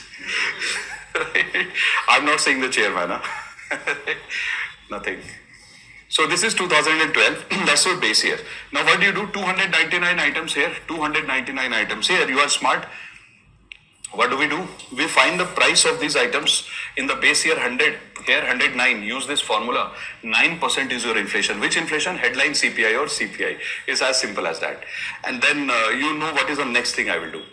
Next thing that I'll do is I'll tell you how to open this basket. Right? So the moment you open this basket up like WPI. Chalo fatafat in 1 second please tell me. What are the three components of WPI? All India WPI basket. First component, primary. What is the weight? 22%. And second is fuel. Fuel, what is the weight? 13%. Manufactured? Primary food? 15%. Secondary food? Total food? Manufactured non-food? Primary non-food? 7%. 15 plus 7, 22. So primary food 15, primary non-food 7. Services? Which is the most important item in the WPI basket which impacts the society. So, which is the mom and dad of WPI? Mostly manufactured. Come back here. So, similarly, we are going to open this up. When you open this 299 items, you will see this is the basket. This is how the basket looks like. But this basket needs examination because you would have understood, I gave you a hint that if something took 1 year for Dr. Rajan and Dr. Patel to rework, it couldn't be easy. Because you just have to create a category for pan tobacco, with one day you can do it. Why did they take 1 year for this? I'll tell you. See, look carefully at the board. So, food and beverage is the first component. The importance or the weight given is 45.86. But the way weight has been calculated, it's a different formula. So I'll tell you how they calculated the weight. Bacho, can you please tell me how they calculated the weight in WPI? What is weight in WPI? 22% number of items or value of items in money terms? Number of items. And I clearly told you that total number of items, 697 items, 22% of 697 is the weight. Number of items is the weight. Are you clear on this? Number of items is the weight. But in CPI, the government of India asked another question. Government of India went to the society and asked them this question, that you, mister, what are the items that you consume on everyday basis? He said food and beverage. So government of chocolate. So government of India asked them, okay, if I give you 100 rupees, guys, focus on this. If I give you 100 rupees, how much out of 100 in money terms? How much out of 100 expenditure? So total expenditure 100, how much out of 100 you are going to spend on food and beverage? Percentage expenditure is the weight. So here he says, out of 100, on regular basis, I spend 45 rupees on food and beverage. Government said, oh, so importance of food and beverage in your daily consumption in money terms, because if you take number of units, then the service cannot be counted. How will you count, how will you break service into number of units? It becomes difficult. So what government did is, government said how much money you are spending. So if you are spending 100 rupees every day, out of this, how much money on service, how much money on food, how much money on rent? So on food and beverage, the percentage expenditure becomes the weight. So what is the percentage expenditure on food and beverage? See, 45.86. Government says, no, don't tell me about this. Tell me food separately, beverage separately. So food, 39% and beverage, 6%, roughly. So how much money people are paying on food? This is based on survey, 39%. 39% of the total expenditure. Now, you might say, but sir, I'm not happy. But what to do? It is survey. Through question answer, we can't do anything. If people said this, government is saying it, accept it for UPSC. And if you're not happy, then you have to do your own survey at all India level. Because to disprove something, you have to follow the same process. You have to wait for 1 or 2 years. When you get into services, create your own team, do the survey, find a result. You know what will be the new result. New result will be close to 39 only. On food, people are spending a lot of money. Because food is genuinely costly. Processed food, costly. Normal food, costly. In city area, urban areas, so bahut costly.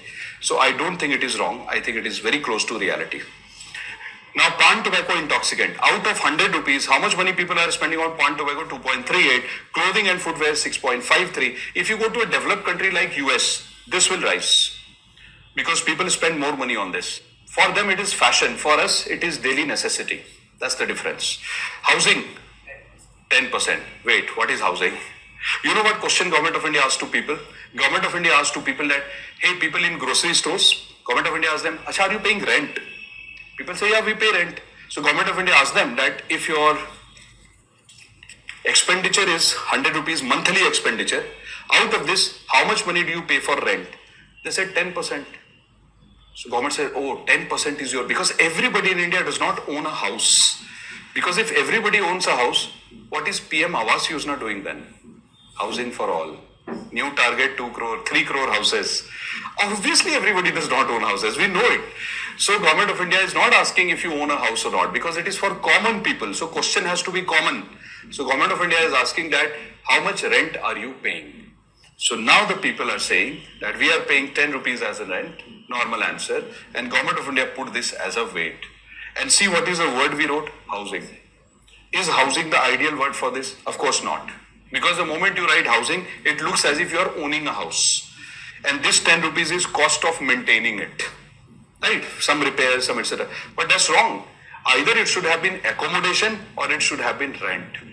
So where does government of India mention all this? Below the table. Below the table they write a footnote. The size of the footnote font size is 2. And they write in India, housing means rent. Then they write fuel and light. And they ask the question, look at the question to the society. They ask a question to the society, society, can you please tell us that out of your 100 rupees which you are, out of the 100 rupees which you are spending, how much money do you spend exactly on 3 things? LPG, kerosene, electricity. Petrol and diesel not being asked, huh? Look at the question. 3 things are being asked in the name of fuel and light. How much money do you spend in LPG, kerosene and electricity? All the 3 are subsidized in India. So what is the answer given by the society? 6.84. And what does the government write? Fuel and light. I think it's wrong. They should not have written it. They should have ideally written it LKE. If you can write these fuel and light 3 words, why didn't you write these 3 words? So I think this is also a problem. But they mention it in the footnote that by this we mean this. And then they write miscellaneous. They say that then there are miscellaneous items where people spend money. And then the government of India asks this question to also people. Government of India asks them, guys, if I give you 100 rupees, how much money will you spend on miscellaneous item? People are asking, what is miscellaneous? Government says nothing, services. So then the government of India asks them, how much money do you spend on service? People say, which service?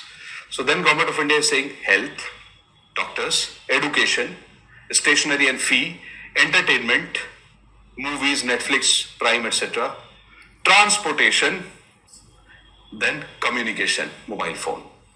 So government says add everything and tell me how much do you spend. So look at the average expenditure by society, 28.32. Then everybody said, government, why are you using these kind of confusing words, miscellaneous? Why not services? They're services. So government said one reason. And Dr. Rajan and Dr. Patel, they very carefully deliberated upon all this and they selected the word very carefully. Why? Internationally, this is the nomenclature. So you might say that India is manipulating when you write these things, but you don't explain. Then it is manipulation.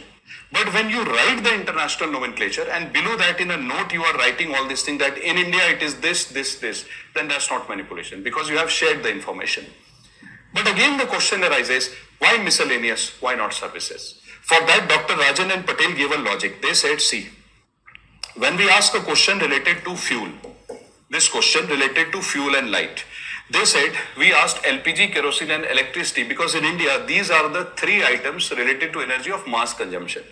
Because in India everybody does not have a personal vehicle or they do not have CNG related vehicle. These things are not common in India. So they said, how can we ask the question? Everybody said, no, what about petrol and diesel? So then government of India said and Dr. Rajan said, see, we have included transportation here. Whenever the price of transportation rises, they say that in India, even today, the dependence of transportation system is mostly on petrol and diesel. They say that even today, if you go to people and ask them, which transportation system are you using? They won't say in entire India, CNG buses. No, it's not common. So they are saying even today it is petrol and diesel. And since I have mentioned the word transportation and transportation captures the price of petrol and diesel.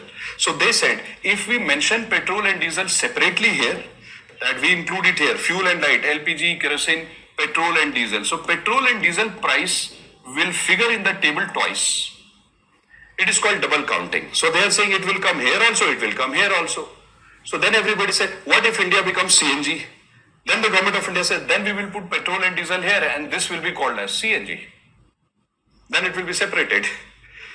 So since currently our main fuel, petrol and diesel is used for main fuel also, transportation also, we can put it only once.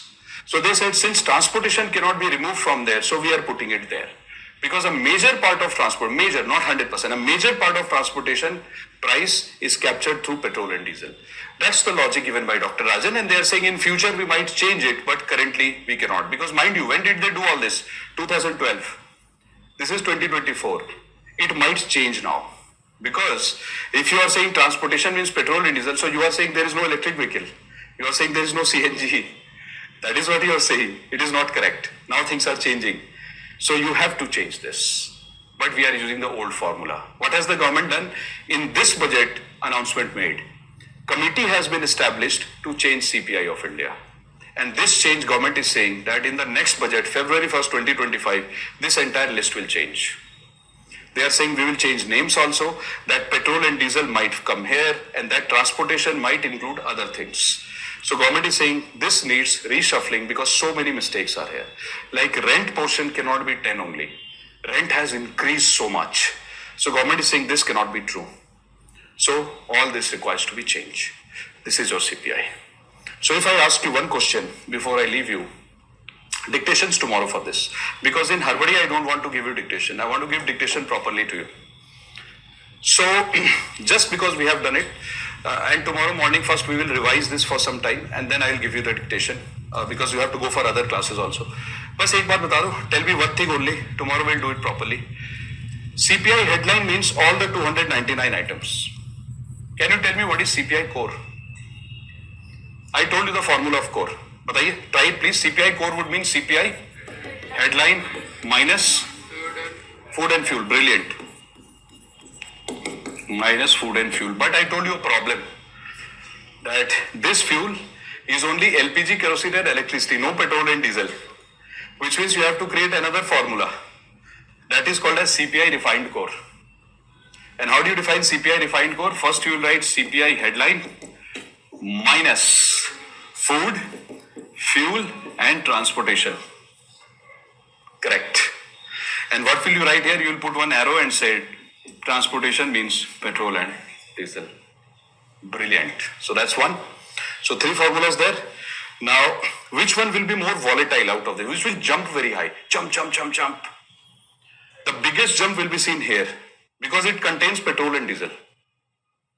And then you will see that here food and fuel is out.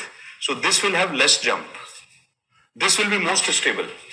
It will be below because all the volatile things are out. So, picture from economic survey. Check. That's your graph. Look at food.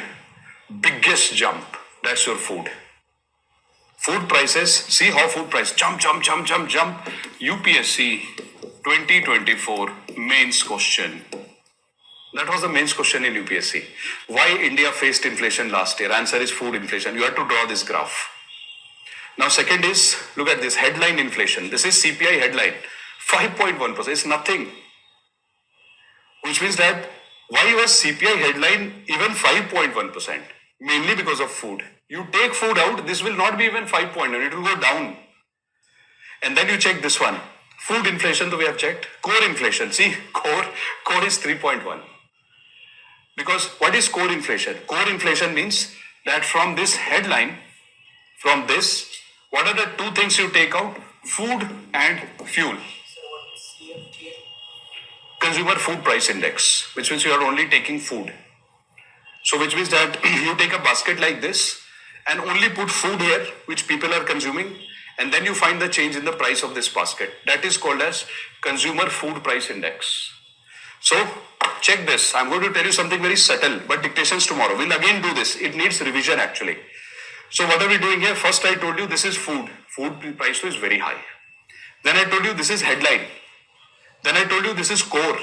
Then I told you how do you define core? To define core, what you do is from headline, you remove food and fuel, which means from here, you remove this impact out. And fuel is also. So from here, remove food, remove fuel. Immediately you drop. That's your core. Where will be refined core? Absolutely. Refined core will be here because you will remove petrol and diesel also. So did you see what Government of India has done? Government of India did not give the refined core figure because this exists in theory, but they have not given it here. Because Government of India this year, I told you they are changing. So government is saying, I'm not interested in refined core. I'm interested in something else. So now the Government of India is saying, this is my core. I want to break this core into two parts. Core goods, core services. And India is trying to prove that India is facing this core inflation of 3.1% because of Western countries, because during this global turbulence time, there are many goods which we purchase from foreign countries, normal goods also, like medicines, like raw material for medicines, some metals. So we are trying to prove them because of you, my dear US and China, it's hurting us. And India is proving our services are very good. Our services are not costly. Because core inflation 3.1%, India is saying we are innocent. It's because of you that it is 3.1. In fact, it should be lower. So that's what India is trying to do, which we'll see tomorrow, not today. We'll see all this again tomorrow. All right. So tell me, how is it? For refined core inflation, there is no separate transportation price. How can we calculate? Which one? For refined core, you said that L minus transportation. There is separate transportation. So for example,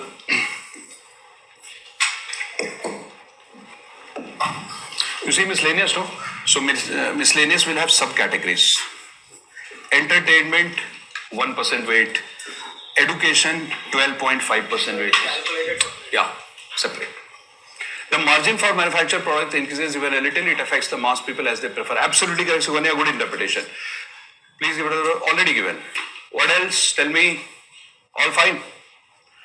So how was it? Has the intensity of the chapter increased a little? Thoda? It will. Now it is coming close to UPSC standard. Earlier we were doing base building. Now it is close to UPSC. Bit more facts today, but with one revision can remember. Absolutely correct. Absolutely. You can remember this. Simple. I'll tell you. So for example, let's say that I am RBI and I see that the house construction has not happened. So I will call all my banks and say that when people come to you to buy laptops, don't say no to them. Give them laptop loans. Give them refrigerator loans. But if somebody comes to you and tells, guys, your friend asks what is credit rationing? I'm explaining to an example. That suppose that the construction of house and flats is very slow. And if people come to banks and say, give me home loan, RBI passes an instruction, moral suasion, that if somebody comes to you for home loan, just tell them that fill the form, we'll get back to you. But don't give the loan. Which loan? Home loan. Why? Because houses are not ready. That's credit rationing. Rationing would mean you select a sector and reduce the flow of credit in that particular sector for a small period of time. Liquidity means cash. That only. So only in a particular sector for a brief moment of time. That is called as credit rationing. But guys, honestly, I want to ask you one question. You can leave if you have a class. Thank you so much. I'm not going to teach anything. So if you have a class, you can go and attend. Don't miss your classes. So thank you so much. But tomorrow we are going to do this again when I tell you what is the meaning of intoxicant tomorrow. So today was just overview. Tomorrow we'll start CPI again. When I'll explain a little bit more about it, then we'll write. Dictations will happen tomorrow. Now guys, tell me, those of you who are still here, thank you, good day. So can you please tell me if you found inflation to be difficult or you think it is manageable? Just tell me because I want to be sure from my side so that we can go with MCQs. Can we manage? But did you also get a sense that complicated questions can be created? That's why training is required. So attend the MCQ session because I'm really going to create two types of questions for you. First, PYQ to guaranteed. All the past year questions which are relevant, I have a habit of doing it in the class itself, wo to will do it. But from my side also, I'll create a lot of questions. One easy type of question and one difficult type of question. Because I don't know what UPSC will ask. We should be ready for both. So we'll create both. But all these things I'm teaching will be used in the answer. Okay? And if you miss out on anything in the class, some student was telling me that sometimes what happens, sir, honest confession. In a GS batch yesterday, a student told me that, sir, when you were teaching, giving example for 20 minutes, I was lost somewhere. So I said, okay, it happens. Then I told my student in GS batch that, okay, you can do, because you are tired also, you study so many things. So emotional problems are also there. So I told my student that, okay, do one thing, open the videos, watch it for 15-20 minutes, you'll get the link. So this way, so if you miss out on something, if anything happens to you, like 5 minutes of loss of focus in the class, no problem. You watch the video, you write it, you study. Not an issue. At this level, it is expected. Is it manageable? But we can revise for 15 minutes once a day. Yes, Suganya, correct. You can revise it for 15 minutes. Ketan, I'll tell you through next. Thank you so much and have a good day. But you guys were brilliant in inflation, let me tell you. In employment, in the initial 2 lectures, when I taught the technical part, you were brilliant. And I have observed something in this batch. Last year, it was a different kind of batch where their strength and weakness was different. Everybody's strength and weakness is different. With you guys, your strength and weakness is different. I have observed. I have checked your answer also. Your strength is technical parts. I have seen it. So whenever we discuss something very precisely, I see that your performance improves.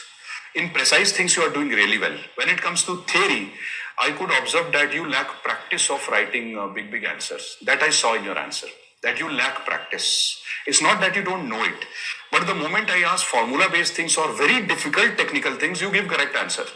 Normally, you are very close to correct answer. Yes, tomorrow we have a class. And when I ask you एकदम theoretical basic things like keep writing, there you get little stuck, which means that you need writing practice. And how do you do writing practice? Not in economics, but you have to do the same thing in polity, GS paper 4, society, social issues, governance. You please start writing answer in different subjects. So, yeah, okay, Pawan, very nice to know that you are also from my GS batch. Good. So this is how you do it. Let me check. The answer checking part might take some time for me because I don't give your answer sheets to any assistant, etc. Because since I'm teaching you, I feel that I should be checking it. So as and when I get time, I evaluate at a very personal level. I get very emotional about it when I check your answers because I'm teaching you almost like one-on-one. So let me check it at my own pace. The reviews will be better. So I'll give it to you definitely. Okay. So focus on the theory part. That is one shortcoming. So practice GS paper 2 and 4 also along with economics. That's what I can tell you. Cool. Fine. Thank you so much. Good day.